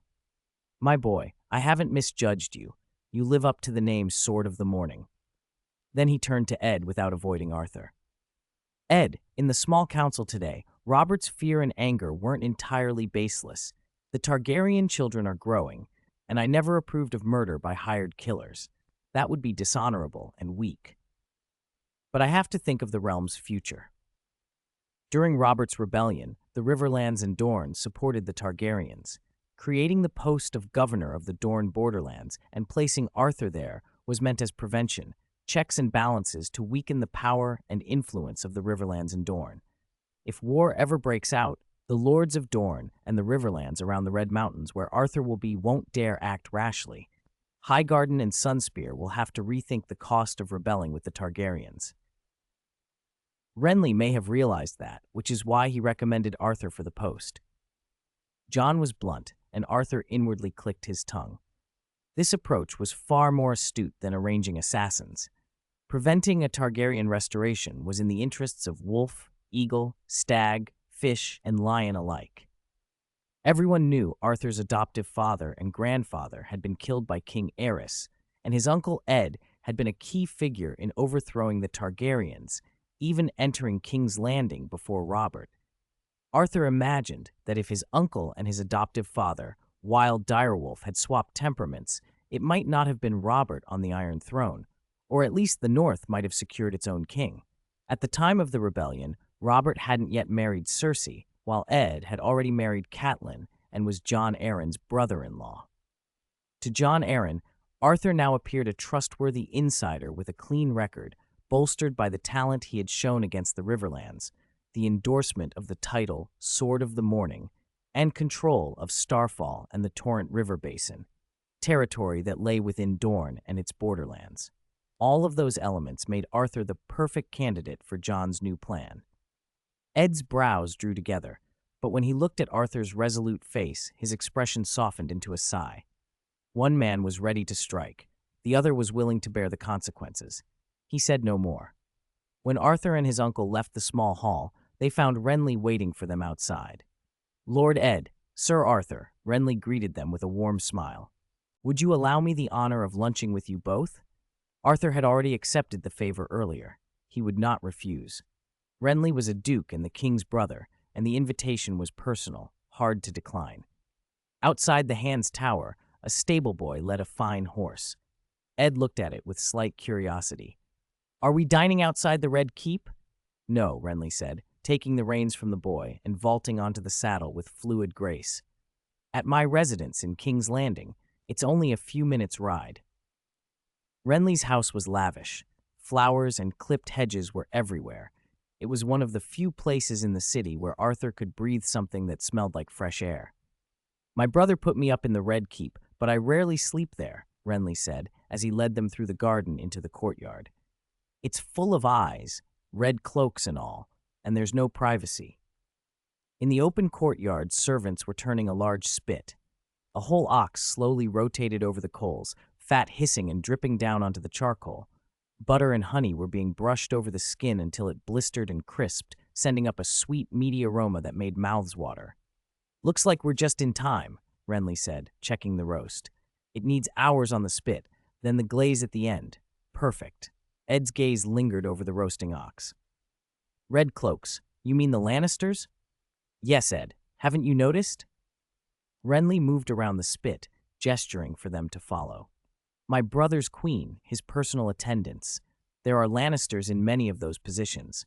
Even among the king's household and some guards, there are men with Lannister ties. And of course there's Jaime Lannister. The name Kingslayer hangs over everything. Robert owes Duke Tywin a lot of gold. He's putting himself within reach of the Lion's influence." Ed shot Renly a skeptical look. "Robert and the Queen have 3 children together. Why would anyone want to harm him?" He glanced toward the city, then back at Renly. "And there are high-ranking men on the small council. Jon Arryn, Stannis, you. With all of you about, I'd like to think we're safe." Renly didn't turn back. "I hope my worries are unfounded." Arthur fell into step behind his uncle, listening to their cautious, partisan talk as they walked. He took in the rest of Renly's house. Sculptures and fountains lined the corridors. There was a private sept and a small training yard. Every convenience a lord could want. It was a complete, comfortable world, far removed from the rough life Arthur had built in the Torrent River Basin. He felt the pull to improve, to rise to meet the new challenge his governorship would bring. Chapter 214, Portraiture. The dining hall was laid with a huge, intricately patterned Moorish carpet and hung with tapestries. After the 3 men took their seats, servants brought out appetizers, a chilled salad of beet, spinach, and plum, sprinkled with chopped nuts, a platter of assorted fruits, and a tall glass carafe of amber peach wine. Renly speared a slice of apple and popped it into his mouth. "What's the most delicious thing you 2 have ever eaten?"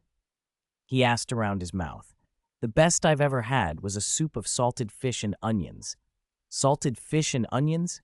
Eddard chewed a leafy green. The smell of roasted ox from earlier had sharpened his appetite. "Is that considered a delicacy?" Renly raised his cup. "Speaking of which, Lord Eddard, we should drink to that." When Storm's End was besieged for more than a year, if not for the ship of salted fish and onions sent by the Onion Knight, and your arrival to lift the siege, I might have had to eat some unmentionable things. By the time Eddard had started to expect the roasted ox, they had drunk 3 rounds, toasts first to King Robert and then to the innocent victims of the fighting around Arbor and Starfall City. Eddard took a bite of the tender, honey-glazed roast. Its sweetness and the freshness of the meat burst on his tongue and made him close his eyes with pleasure. Just then, the servants returned.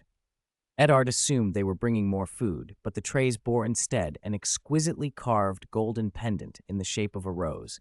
Renly opened it and showed the painting inside. The miniature was of a pretty young woman with wide, doe-like eyes and soft brown hair. "Lord Eddard, does this girl remind you of anyone?" Renly asked, his expression eager. Eddard stared for a long moment and finally shrugged. "A pretty noble girl, Lord Renly. Who is she?" "She's Margaery Tyrell," Renly said to Eddard. Arthur recognized the portrait at once. "I met her at the tourney in Starfall City. The artist did an excellent job. She looks almost exactly like that." Renly went on. "Some say she resembles your sister, Lyanna Stark." "She does not," Eddard replied, puzzled. He took the pendant from Arthur's hand and examined the painting more closely. Could Renly, who in many ways reminded people of a younger Robert, be trying to curry favor by pointing out a likeness to Lyanna? Arthur, watching the exchange, realized what Renly was attempting. Was he trying to use Robert's admiration for Lyanna to promote Margaery as a rival to Cersei? What was his motive? Arthur's thoughts flashed to the old story. Robert's eventual death, Renly's urging of Eddard to name him as king, and Renly later declaring himself claimant with Riverlands and Stormlands backing. Renly, Arthur decided, had ambition. As a servant set a whole roast peacock on the table, feathers and all, Arthur thought King's Landing really was a place of maneuver and rivalry. There were no simple, easy souls here. Talent and scheming were everywhere. No wonder Uncle Eddard had found it so difficult. Through the rest of the meal, Arthur noticed Renly's attention drift toward him. Renly offered to help Arthur's future plans. He would press his Stormlands vassals to support Arthur's efforts to clear the wildlings from the Crimson Mountains. He would recall Brienne, and if needed, Brienne could act as an intermediary between Arthur and Mace to negotiate compensation and settle the feud between the families. Arthur accepted Renly's goodwill without hesitation. By the end of the luncheon, he had sampled many dishes and come away with practical advantages as well. In a guest room at the Red Keep, Earl Paxton woke from a fog of pain. His body throbbed, his right hand tingled with numbness. He tried to lift his eyes and saw a blood-soaked bandage where his palm had been severed. The memory of the throne room flashed through his mind, and a look of despair crossed his face. "My lord, please don't move." The maid who tended him had noticed him stir. "I'll fetch Maester Pycelle right away." "Desmond, send for Desmond," Earl Paxton whispered, his voice barely audible. The maid hurried from the room. Soon Pycelle and Desmond Redwine arrived. After a careful inspection, Pycelle said, "The wound on your arm has been dressed. It has not closed completely, but there are no signs of infection yet. You will need to rest and be observed." According to Citadel records, people struck by what some are calling divine punishment often suffer extensive burns, but apart from your right hand, your injuries are comparatively minor. They gave him honeyed water. When he had recovered some strength, he asked, "Thank you, Maester Pycelle. What's the situation outside?" "Your injury needs rest," Pycelle said, arranging his instruments and jotting meticulous notes about Paxton's condition and vitals. "Do not exert yourself, or you risk reopening the wound. I suggest a dose of milk of the poppy and a long sleep."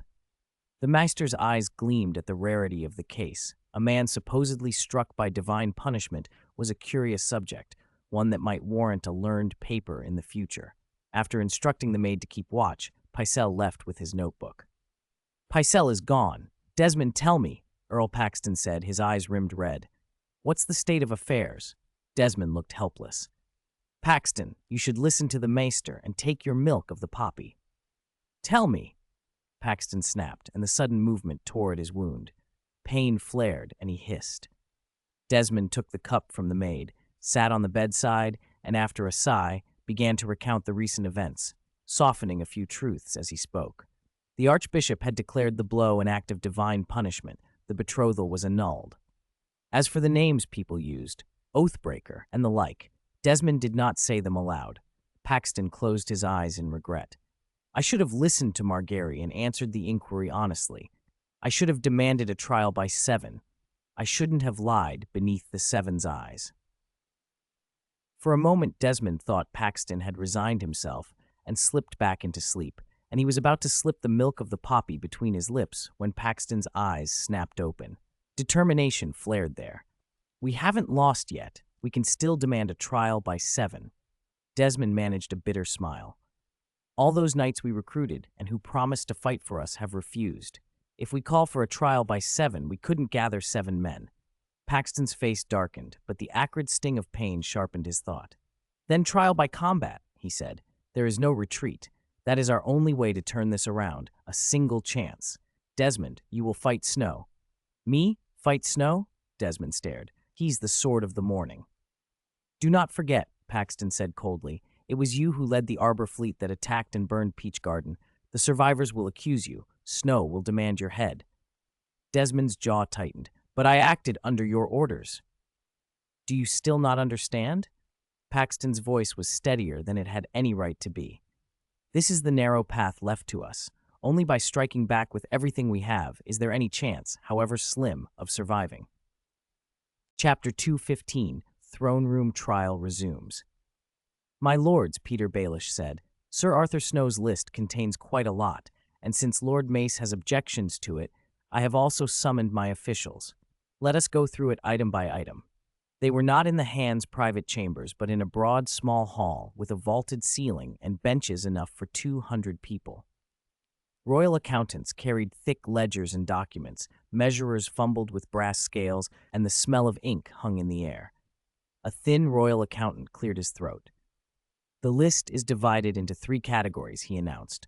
Losses from the burning of Peach Garden Estate, lost profits from the halt of amber peach wine production, and Starfall City's expenditures during the war. He pushed his spectacles up his nose. First, the clearest figure, the breach of contract penalties from Sir Arthur Snow's agency agreements with House Rowan, House Tarth, and House Fowler, 300,000 gold dragons. Mace slammed his fist on the table. Absurd, that penalty is outrageous. My lord, the accountant replied, neither obsequious nor rude. The contract terms are in black and white. Sir Arthur Snow did not profit from them. He opened an agency agreement and let a fingertip rest on a line of dense print. Look here. For the next hour and a half, the small hall turned into a battlefield of words. Mace's face flushed red, his neatly trimmed triangular beard trembling with his anger. Whenever argument reached a stalemate, old Aaron would interject with a conciliatory remark, and Renly would slip in a jest at exactly the right moment to ease the tension. Arthur mostly stayed silent, only nodding now and then to make small concessions when the debate threatened to boil over. Old Aaron and Renly's interventions saved him from having to parry every blow. Some items were genuinely ambiguous and lacked reliable evidence. Arthur was willing to concede those. He had learned that money in hand mattered. Stubbornness would only prolong the wrangling and risk turning the list into nothing but talk. When the last accountant set down his quill, the numbers on the parchment settled at 1,205,000 gold dragons. Arthur clapped once, smiling. Lord Mace is eloquent indeed. In an hour, he saved Arbor 300,000 gold dragons. He raised his wine cup and took a sip. Knights fight for honor and fame in tourneys, for prizes far smaller than what Lord Mace gains merely by opening his mouth. Mace drank greedily, his Adam's apple bobbing. Debating with a roomful of officials had left him parched, and the compliment made him straighten and preen, hand-stroking his beard. Sir Arthur flatters me. When will this money be sent to Starfall City? Arthur set his cup down. Mace's smile faltered. The sum is vast. It will take time to raise. I am afraid Arbor cannot produce it all at once. Arthur turned to old Aaron. Given the poor impression Arbor has left on me, and with Paxter's Oathbreaker nickname now spreading through the city, I request that the Iron Throne impose an additional tax on their wine to be used for compensation until the 1,200,000 gold dragons in reparations are fully paid. At the same time, dispatch customs officials to supervise the Arbor fleet to prevent a repeat of their old tricks and further acts of piracy. Old Aaron laced his withered fingers together. A reasonable proposal. What say you, Lord Mace? Increased taxes to repay the debt are acceptable. Mace wiped at his brow. But supervising the Arbor fleet, that is House Redwine's private property. Is that appropriate? Arthur flashed a bright smile. Of course, if Lord Mace is willing to personally guarantee the good behavior of the Arbor fleet, I will, naturally, trust your honor and character. Mace hesitated only a moment before nodding heavily. He was furious at the mess Paxter had caused. If Paxter had not started it, none of this would have happened. Highgarden needed more control over Arbor. Nobles and commoners from Old Hill to Old Town nursed grievances against the island after the burning, and the uproar after Paxter had been struck down had been no small thing. He had worked hard to contain it. Still, no matter how foolish Paxter had been, he was Mace's cousin and in-law, and Highgarden's nearest ally. Thinking of that, Mace added, besides the compensation, I ask that the Iron Throne send a member of the Small Council to accompany the survivors from Peach Garden when they identify the culprits, to prevent mistaken accusations. Old Aaron agreed. Very well. Once this matter concludes, I will send a member of the Small Council to accompany them.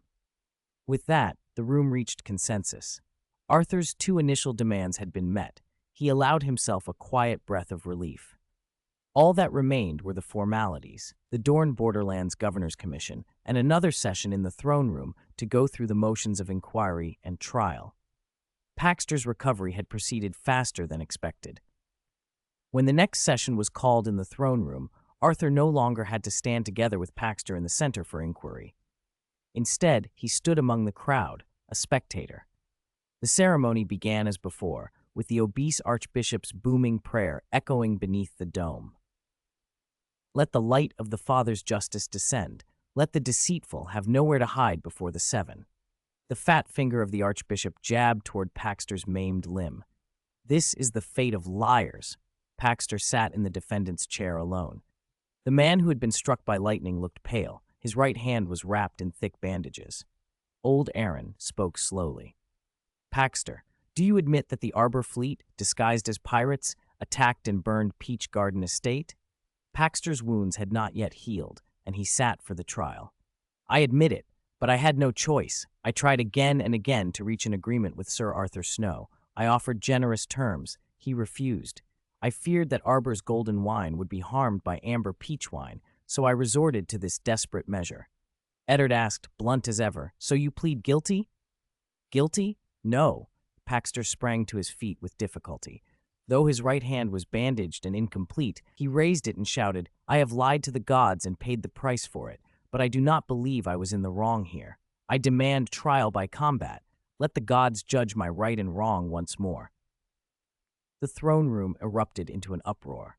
Arthur watched from the crowd, a small, amused smile on his lips. Unpleasant memories of the last strike flickered through the room. The lightning had been aimed at liars and oath-breakers. Had Paxter lied again now, another strike might fall upon him. Lightning, a dangerous, capricious force, had a small chance to electrocute a designated target. When used on a unit, if that unit lied, broke an oath, or had recently broken a sacred oath, the probability and the power of the electrocution increased with the degree of lying and oath-breaking. What would Paxter's face be like if the gods, or whatever force answered such vows, chose to judge him in that way once more? The trial was set for early the next morning. Paxter named Sir Desmond Redwine as his champion. Arthur remembered sparring with Desmond once at the Starfall City tournament. He had been fooled by the Redwine Knight's feints and nearly unhorsed, only to answer by driving his lance through Desmond's shield and sending the capable man sprawling. I had nothing to do with this, Arthur said when Duke Mace came to find him after Paxter demanded trial by combat. Mace's face was grave. Paxter acted on his own. He insists on a champion. If Desmond falls, Paxter won't be absolved. Those who ordered the attack will still have to answer. But Desmond's death may make things clearer for the Arbor, for the Riverlands, for all of us. Arthur shrugged. The outcome won't change. Desmond led the attack on Peach Garden. He was bound to face judgment. If I end it sooner, so be it. The Duke said no more. He made sure their earlier agreement stood, then hurried away. The duel would be fought on foot. Arthur felt certain of victory, but he checked his gear with meticulous care, tuned his body and mind to avoid any mistake. Penrose and Zack helped him into his vine-patterned armor and fittings the same way they had at the Starfall tournament. The only change was his helm. He traded the enclosed great helm for an open-faced half-helm. Better visibility, he muttered, and relished the wider field of sight. Foot combat required quick eyes more than heavy protection. The outer courtyard of the Red Keep was chosen for the fight. Thousands jammed the walls and walkways to watch a duel that would decide the fate of the so-called God-Punished. The castle battlements were a press of shoulders, their long shadows stitched across the yard by the morning sun. People crowded stables, balconies, and rooftops. Some stood on barrels and stools, others had climbed into the arched bridge to get a view. The square itself was so packed, the gold cloaks and the Kingsguard had to pull the crowd back to clear the ring. On a platform before the Hands Tower, the king, the queen, and the council sat. Robert had broken off his hunt in the Kingswood to return for the judgment.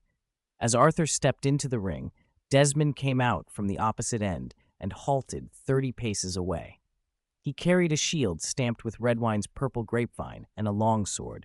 He wore light chainmail with a gorget and pauldrons rather than the heavy plate of the Riverlands. Like Arthur, his helm was open-faced. Arthur could see Desmond's features, set, hard, as if his very skin were carved. He ignored the crowd and scanned Arthur with a predator's appraisal, looking for weakness. It was a sensible choice not to wear heavy armor. Desmond had clearly studied Arthur's duel with Jaime Lannister. The king raised his arm. Horns blared, and the crowd fell tense. The corpulent archbishop, a crystal crown glinting on his head, shuffled forward between the two combatants to offer a prayer for judgment from the Father and strength from the warrior. When the cleric stepped back, Arthur drew his twin swords and advanced. Dawn glowed pearly white. Azure Wave was as black as midnight. Both caught the light and glittered with a cold, dangerous edge. Desmond charged, closing the distance in a rush. Arthur's first blow met Desmond's iron-bound oak shield. Wood splintered and the grapevine emblem cracked cleanly. Desmond braced, gritting his teeth as the force rang through his arm, and answered with a long, vipering thrust for Arthur's throat. Arthur parried with Azure Wave. Sparks flew where steel met steel. He probed for 3 careful measures, reading Desmond's tempo, and then he stopped holding back. His strikes quickened, the twin blades blurred into black and white afterimages. Desmond managed only parries, his defense growing ragged. Bleeding cuts opened across his chainmail. Panic flared in the Redwine's eyes. He roared and abandoned caution, fighting with a desperate, reckless fury. Arthur waited for the opening. Empowered by the kill ability, Dawn fell in a vertical strike like lightning.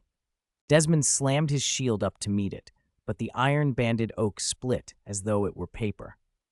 The momentum carried the blade on. The sword bit through and severed Desmond's right wrist at the root. A howl tore from him. He dropped to his knees and clutched the stump. Blood spouted in a dark fountain. The old terror returned. Memories of the Starfall tournament when Arthur's lance had pierced his shield and thrown him from his horse. Then, loss had cost a ransom. Here it would cost a life. As he opened his mouth to plead, because Snow had always spared those who surrendered, something black and fast struck. A clean, viperish arc drove up from Desmond's chin through his throat. The plea died in him. His head came free and rolled, skittering to a stop beside the shattered grapevine shield. A roar rose from the crowd. The gods have made their judgment. King Robert's voice cut through the tumult. He stood, the crown on his brow, catching the morning light. In the name of Robert I of House Baratheon, King of the Andals, the Rhoynar, and the First Men, Lord of the Seven Kingdoms and Protector of the Realm, I declare Paxter Redwine guilty. He shall be executed in the coming days. The yard erupted in cheers. The Archbishop wept with delight at what he took to be divine justice. Paxter himself slumped forward in his seat, eyes gone empty. Gold cloaks moved in. Amid the jeers, he was hauled down into the dungeons to await his sentence. The dust of judgment settled over the Red Keep. 3 days after the trial by combat, Archbishop Alice came hurrying from the great sept of Baelor, his white robes fluttering. He was flushed with excitement. "My lord, praise the Seven," he said breathlessly. "Paxter has been beheaded in the White Stone Plaza outside the Great Sept." Executions were not usually held so near the Sept, it would defile the sacred place. But the archbishop and several others had argued that executing the so-called God punished there would be the greatest comfort to the faithful. They pressed the Iron Throne hard, and the sentence had been carried out. "It's finally over." Arthur breathed out a long sigh, as if a weight had been lifted. "Since that's settled, we should prepare to return." He was the only one who truly remembered how far they had come. The fury after the Peach Garden's destruction and Pete's murder, the careful scheming for revenge on Arbor, the willingness to risk war with the Riverlands, and then the fraught struggle for power in King's Landing. Archbishop Alice smoothed his cuffs. "When do you leave?" "I'll see to the Sept's affairs," he asked. "Within the week, after I take leave of my uncle in the hand." Arthur unrolled a royal commission. The parchment bore the crowned stag seal and Robert's wild signature, his appointment as governor of the Dorne borderlands. It was the most unexpected prize from his trip to King's Landing. For now, at least, it felt like a gain. "All the visitors from the Crownlands have been politely declined," Arthur said. "I only agreed to wait because my uncle Eddard is returning north. I need to see him off." Old Aaron's emaciated hand rested on the hand's shoulder in the godswood, where autumn leaves skittered across the flagstones. "Can't you stay a few more days?" he asked. Eddard adjusted his saddle straps. The Stark banner snapped in the wind. House Stark's words are, "Winter is coming. My duty is in the north. Robert is not yet of age. I cannot be away for long." "Aren't you going to say goodbye to Robert?" Old Aaron pressed. Eddard gave a bitter smile. "I already told him last night he was dead drunk. He's probably still asleep. If I wait for him to sober up, I'll have to listen to his complaints and curses." "All right then, take care." Old Aaron opened his arms and pulled his foster son close. Eddard's thin fingers lingered on his back as if memorizing the touch. When they parted, Arthur saw the hand's eyes redden. Eddard turned to Arthur and looked at the 7 carriages piled with gifts Arthur had packed. Sweat dotted his brow. "These, you packed them yourself?" Arthur scratched at his wind-tousled black hair. "Is it not enough? Travel by land is slow. If we'd gone by ship—" "Enough." Eddard clapped Arthur's shoulder with a hand that was both heavy and relieved. "Dorne will not be tamed quickly. Do not rush. If anything goes wrong, send a letter to Winterfell." "I understand. Take care on your journey, Uncle." After farewells to the others, Arthur watched the Direwolf banner and Eddard's procession recede down the King's Road. On the ride back, Old Aaron asked, "When will you leave?" "In a few days," Arthur replied. "You can travel with Stannis on a royal fleet ship to Starfall," Old Aaron said. "I've asked him to oversee the survivors of the Peach Garden as they identify the culprits." "Lord Stannis is just," Arthur said. "Both sides will accept his impartiality." He had expected Renly to be sent, but Stannis would have much the same effect, and it saved Arthur a passage. Still, the memory of his last voyage to Starfall, the storm and seasickness, made his stomach clench at the thought of more sea travel. Old Aaron leaned back in his saddle and shared more counsel. "Dorne sits at the border of 3 regions. Don't act as recklessly as you have here. Seek allies. When disputes arise, be firm in justice and honor. Favor none." Arthur listened humbly and agreed. When he reached their lodgings and told his companions they would board a royal fleet ship, the room erupted. "Royal fleet!" Penrose cried. "I've never been on a man of war." Cletus pouted. "Finally, I've had enough of this city's stench. The girls here aren't even half as lively as those in Dorne." "Is that true?" Jello laughed. "Then why are you always running to Silk Street at night?" Arthur knocked on the table and declared, "Before we leave, each of you may buy 7 gifts. I'll pay." Cheers filled the room, and the others spilled out to spend Arthur's generosity. Only Quentin Martell remained at the window, awkward and quiet. "Quentin," Arthur asked, "aren't you coming? You look troubled." Quentin shuffled. "I came to King's Landing and couldn't do more for the night. I'm sorry." Arthur thought for a moment, then understood. Quentin was apologizing because of Arthur's appointment as Dorne Borderlands governor and the help that had been given. Arthur stepped over and patted his shoulder. There's no need for apologies. Your presence here was support enough for me and for Prince Doran. I won't forget it." Quentin exhaled in relief. "About this appointment, it is an honor Arthur deserves. Still, it's important. Would you come with me to Sunspear to speak with my father?" "Our ship will pass Sunspear," Arthur said, nodding. "I will visit Prince Doran." Chapter 218, Royal Fleet. The Fury, Stannis' flagship of the Royal Fleet, was a 3-deck warship with 300 oars. Ballistae lined both decks, and a trebuchet stood at bow and stern to hurl burning barrels of pitch. The oars ran in even ranks along the hull, like the ribs of some giant beast. The sails shone with gold, each canvas bearing Baratheon's crowned stag. Arthur had been invited aboard the Fury to sail with Stannis to Starfall City, accompanied by nearly half the fleet. "Look there, sir," Malik, the oarmaster, said as he pointed across the water from the Fury's deck, naming the ships for Arthur one by one. "On our flanks are the Seahorse, commanded by Duke Stefan, and another 200-oar warship. Behind us are the 100-oar ships, the Jenna, the Swift Sword, the Trident, the Lady Harlef, the Bright Fish." He seemed to know every vessel in the fleet by sight, identifying them from their prows and sails. "Those black-sailed ships, the Black Betha, the Sea Spirit, and the Lady Maria, are commanded by my father and my brothers." Malik puffed out his chest a little at that. Arthur noticed an onion painted on one of the black sails and guessed at the man's parentage. "Is Davos Seaworth, the Onion Knight, your father?" he asked. "Yes, sir." Malik's tanned face lit with surprise that the famed Sword of the Morning knew his father's name. "You know my father? The story of your father is legendary. If possible, I should like to meet him." Arthur's tone was genuine. Davos Seaworth had been one of the few to rise from flea bottom, from smuggler to landed knight, eventually becoming Stannis' hand. Malik was pleased. "He would be honored, sir, if you would." After touring the accompanying ships on deck, Arthur told Penrose, who had been excited since they boarded, to wake him when they reached Dragonstone, then went below to his cabin to rest.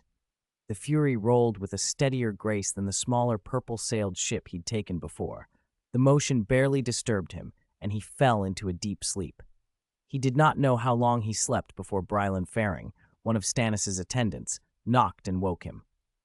"Sir, Lord Stannis invites you to dinner." Stannis' cabin aboard the Fury was plain by any measure. The only ornaments were a suit of armor and a heavy iron-bound shield, both stamped with the crowned stag. The food on the table was what the oarsmen and sailors ate: blood sausage, hardtack, salted beef, cheese, a pot of fish soup with a handful of vegetable roots, and a jug of rum. Besides Stannis, Ser Imry Florent sat at the table. Imry, with the prominent ears of House Florent, served as the fleet's acting commander, while Stannis attended the small council in King's Landing. "Please sit, sir," Stannis said. Imry eagerly filled cups from the rum and, cheeks flushed, pronounced, "Sir Arthur, congratulations on your appointment as governor of the Dorne borderlands." House Florent had long resented House Tyrell's power. Imry was plainly pleased to see Highgarden suffer a setback. Arthur took his seat to Stannis' left and exhaled. "This governorship is uncertain. The borderlands lords are headstrong. Uniting them to fight the wildlings will be no easy matter." "Even so," Imry said, "Sir Arthur can have Lord Paxter hanged. Then the wildlings will be easily handled." "You flatter me." Arthur dipped a strip of salted beef into the fish soup and bit into a blood sausage. "Paxter's death was justice first and mercy second. I only sought what the law allowed." Stannis interrupted, his voice flat and steady. "The Seven have never blessed mankind. My mother and father were devout. I once was too. Every day when they sailed, I would light a candle before the warrior and pray for their safe return. When I was 13, their ship, the Proudwind, was wrecked in Shipbreaker Bay. I watched it break and sink. They and more than 100 oarsmen and crew died. Only one fool of a jester lived." Ignoring Imry's nervous coughs and glances, Stannis went on, his expression hardening. "From the day I saw the Proudwind sink, I stopped believing. I swore I would never worship a god that would drown the people I loved. In King's Landing, the Archbishop sits and tells me all justice comes from the Seven. The only justice I have seen is the justice of men." Arthur found himself liking Stannis for his bluntness. Among the Baratheon brothers, the hard, exact man made the most sense to the sword of the morning, even if the fare left something to be desired. Imry, uncomfortable with the tone, muttered, "His lordship has had too much to drink." Arthur cut him off, more to steady the conversation than to correct Imry. "What Lord Stannis says is sound. Justice is enforced by men. The sword does more than prayers. My grandfather sought trial by combat under King Aerys, but the king made him fight fire. Did the Seven save him from the flames? No. The Kingslayer told me that my grandfather's cloak caught first, then his tunic. Soon nothing was left but metal and ash. If not for my uncle's care, for the counsel of the Hand and King Robert, and for the soldiers of Starfall, who once held many captives from the Riverlands, would the Seven have done anything about Paxter's crimes?" The talk turned to the gods and grew livelier, as if both men had found the same argument to argue from. Their conversation edged toward outright blasphemy before they restrained themselves. At the end of the meal, Stannis's hard jaw softened just a fraction. He raised his cup. "To justice done by men," he said. "Justice must be kept by men." Arthur drained his cup. Imry, who had been hovering and listening to these radical statements with growing alarm, looked between them, his hand lifting and lowering over his cup in uncertain gesture, out of place at a table where two men spoke of law and duty in terms a devout man would find dangerous. Chapter 219, Dragonstone. The Fury reached Dragonstone at dawn, coming in at the mouth of Blackwater Bay. Dragonstone is an island born of the eruption of Dragonmont, an active volcano, and by Targaryen custom it is given to the heir to the throne, the Prince of Dragonstone. Because of the volcano, the island is stark and barren. Outside the castle, there is only a small fishing village and a sparse population. Dragonstone's vassals are mostly other islands, difficult to rally, which is why when Stannis raised his banners as a duke, he could muster only 3,000 men. It did not help that Stannis had turned to the Lord of Light and had a personality few warmed to. Arthur, who followed the old gods and privately mocked the Seven, knew better than to do so openly. The faith of the Seven was the common ground of Westeros. He was learning to adapt, trying to improve his standing with Stannis. Beneath the barrenness, Dragonstone is rich in dragonglass. There might even be fossilized dragon eggs in Dragonmont. Dragonglass, obsidian, holds an impossibly sharp edge, yet shatters like glass. In the old days, the children of the forest used it for weapons. The first men, who had come over from Essos and whose descendants are the Northmen, eventually drove the children back with bronze and forced them to cede land. Since then, obsidian has mostly been used for ornaments and amulets, with a little kept for study. No one had truly grasped its value. Arthur, however, believed dragonglass was a weapon against the others and their whites, that its magic could pierce their defenses much as Valyrian steel could. He wanted Carl Bay to assemble the Master Smith's Guild to see whether obsidian could be worked into blades and other weapons. "Since you wish to visit Dragonstone, you are welcome," Stannis told him on the stone steps. "Besides the dragon statues and the gargoyles, there is only Dragonmont." Stannis and Arthur walked side by side up the long stair that led to the castle on the volcano's slope, their retinues trailing after. Arthur looked up at Dragonstone Castle. Black stone, towers carved to resemble dragons, grotesque gargoyles set into the battlements. Against the island's barrenness, the keep felt strange and magnificent. "According to books," Arthur said, "obsidian forms near volcanoes. Does this place produce much of it?" Stannis kept walking. "It's in the volcanic caves almost everywhere. Why do you need a brittle, sharp glass?" Clang. Arthur drew his sword with a sudden motion, startling Stannis and the men around them. He held the blade level with Stannis's. The sword caught what little light there was, a blade black as ink and incredibly keen. "Do you recognize it?" Arthur asked. Stannis looked and understood at once. "Valyrian steel?" "Yes, I forged it myself." Arthur sheathed the blade azurewave and smiled. "I've long wanted to experiment with incorporating obsidian into weapons, but I never had the material to test." Stannis's face went blank. "You can forge swords? Valyrian steel, no less." An easy answer. "A good swordsman needs a proper sword. A sword you make yourself is the most satisfying." Stannis's reply was scornful. By that logic, Robert would have to forge his own crown, the High Septon carve his own idols, and a captain row his own ship. Arthur, A man has only so much time and energy. You are the governor of the Dornish marches now. You have duties. Leave the smithing to the master smiths. Arthur kept climbing the steps. When I forged this sword, I still kept a smithy in Bravos. A man's responsibilities aren't set in stone. I have a smith's guild in my lands, Stannis said. I'll have them look into it. If they find a way to use obsidian in weapons, I'll need a steady supply, and you can use obsidian to settle your bill for the amber peach wine. Sir Imry, walking a pace behind, chimed in at once. Arthur, that is a wise plan. The children of the forest used obsidian as weapons. The stuff must have remarkable properties. Stannis snorted. If obsidian weapons were so powerful, the children of the forest would not have been driven into legend. They reached the opened gate, and the guards swung it wide. If you wish to study it, do so, Stannis said at last, with little expectation. After bread and salt, the guests entered the keep.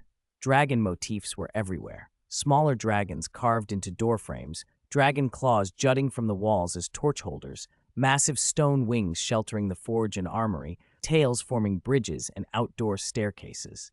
The main keep, the Stone Drum, got its name from the low rumble its ancient walls made in storms. Its chief entrance was a vast dragon with its jaws agape. Quentyn craned his neck as they approached the gaping maw.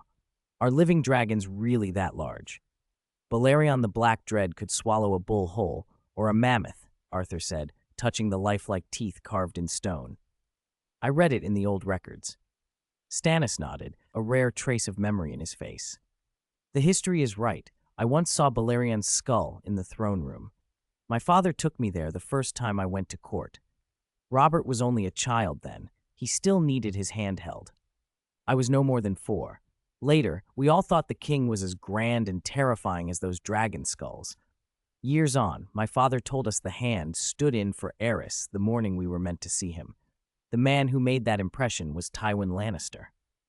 At that moment, a court fool came bounding down the steps, his broad face and shaved head covered in red and green paint, singing out of tune. Arthur's gaze lingered on the patchwork-faced jester for a moment before the steward showed him to the guest chamber. Arthur had told Stannis he intended to stay on Dragonstone for at least 3 days. He planned to use the time to visit Dragonmont and its caverns. "My lord," Penrose said eagerly as they entered, "when shall we go to Dragonmont?" He had heard of the dragon and gargoyle sculptures and was both fearful and curious. "I've already had Jello and Jimmy look for a guide in the fishing village," Arthur replied. "Once you've settled in, we'll set out."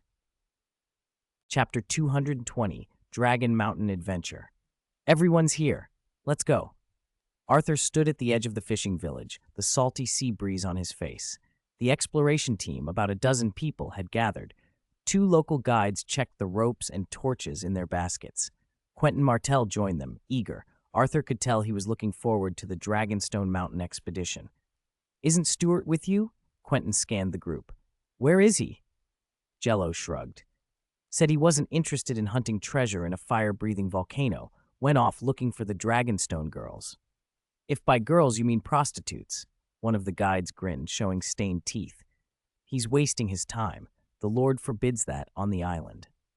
After counting climbing and caving supplies, ropes, torches, water skins, and the chisels and sacks for collecting obsidian, and confirming everything was in order, Arthur waved them on. "Let's go." They climbed along black basalt cliffs above roaring waves, spray stinging the rock. The slope was gentle, and there were obvious man-made stone steps, but many had crumbled with age or been wiped out by landslides. As they neared Dragonstone Mountain, the salt air faded and was replaced by a sharp smell of sulfur. Vegetation thinned to salt-tolerant shrubs and moss.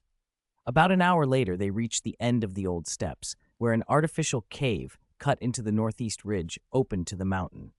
Pale, gray steam rose constantly from the distant summit, and the guide, standing at the cave mouth, pointed toward it. "The top is dangerous, hot vents that belch that pale air. If you find one inside, hold your breath and move away quickly." Arthur followed his finger. The summit was already wrapped in mist. The guide lit a torch and led them into the cave. Around Arthur, Penrose whispered a prayer. Others did the same. Quentyn's face was tight, and the hand that held his torch trembled. Arthur smiled inwardly. people are naturally drawn to dragons. He felt a small hope, too. Dragons had been gone for centuries and most eggs were long looted, but treasure hunting could turn up a forgotten thing. In any case, obsidian was plentiful here, so it wouldn't be a waste. Inside, the mountain was mostly black basalt, walls studded with obsidian and dark yellow sulfur crystals. Torchlight hit the walls and scattered in strange, beautiful glints. The air was harsh and acrid. They followed the passage until it opened into a larger chamber where the smell eased. A vent must be nearby. A high platform there was nearly covered with large obsidian slabs. The walls on either side glistened crystalline. "If you want, search here," the guide said. "Further in, the temperature rises and the passages get complex. Easy to get lost." They spread out. At first, Arthur eagerly picked his way through rubble with his torch, finding some decent obsidian. After a while, his excitement cooled. He glanced at his system panel. Nothing. Dragonstone wasn't triggering anything for him. He eventually put the torch aside and asked one of the guides, who was chipping at a vein, "Are there any hot springs for bathing?" "There are a few," the guide admitted, packing obsidian into his basket. "But they're very hot and smell awful. Even we locals avoid them. I don't think you'd enjoy them." Arthur abandoned the idea of a volcanic soak. Quentin, however, still buzzed with anticipation and planned to climb onto the high platform. The guide called down as Quentin came down by rope, a little disappointed. "I've been up on that platform before. There should be a dragon's nest up there, weathered human bones, too." That rumor only fed their eagerness, and at Quentin's insistence, the group pushed deeper into the mountain. Beyond the glittering walls and various stones, they found nothing else. With torches and supplies running low, Arthur ordered a retreat. When he stepped out of the cave with a sack of obsidian on his back, the sky had already dimmed. "Will we try other caves tomorrow?" the guide asked. Arthur was about to refuse. He'd confirmed the mountain's obsidian deposits and didn't want to waste more time hunting elusive dragon eggs, but Quentin readily agreed to more exploration. Arthur sighed at how easily people were lured by dragons and eggs. He warned Quentin to be careful and bowed out of further excursions. For 2 days, Arthur stayed in the library tower of Dragonstone Castle, combing through its books. Records of dragons and dragon eggs proved scarce, decayed, fragmentary, or missing pages. Nothing of real value turned up. During his time at the castle, he also met Onion Knight Davos and Stannis Baratheon's only child, Shireen. Shireen had blue eyes, a square jaw, and the large ears of the Florent family. Grayscale had scarred the left side of her face and most of her neck with gray-black dead skin. Arthur felt the chill in Stannis' attitude toward his daughter. It was mostly Patchface, the simple fool, who kept her company.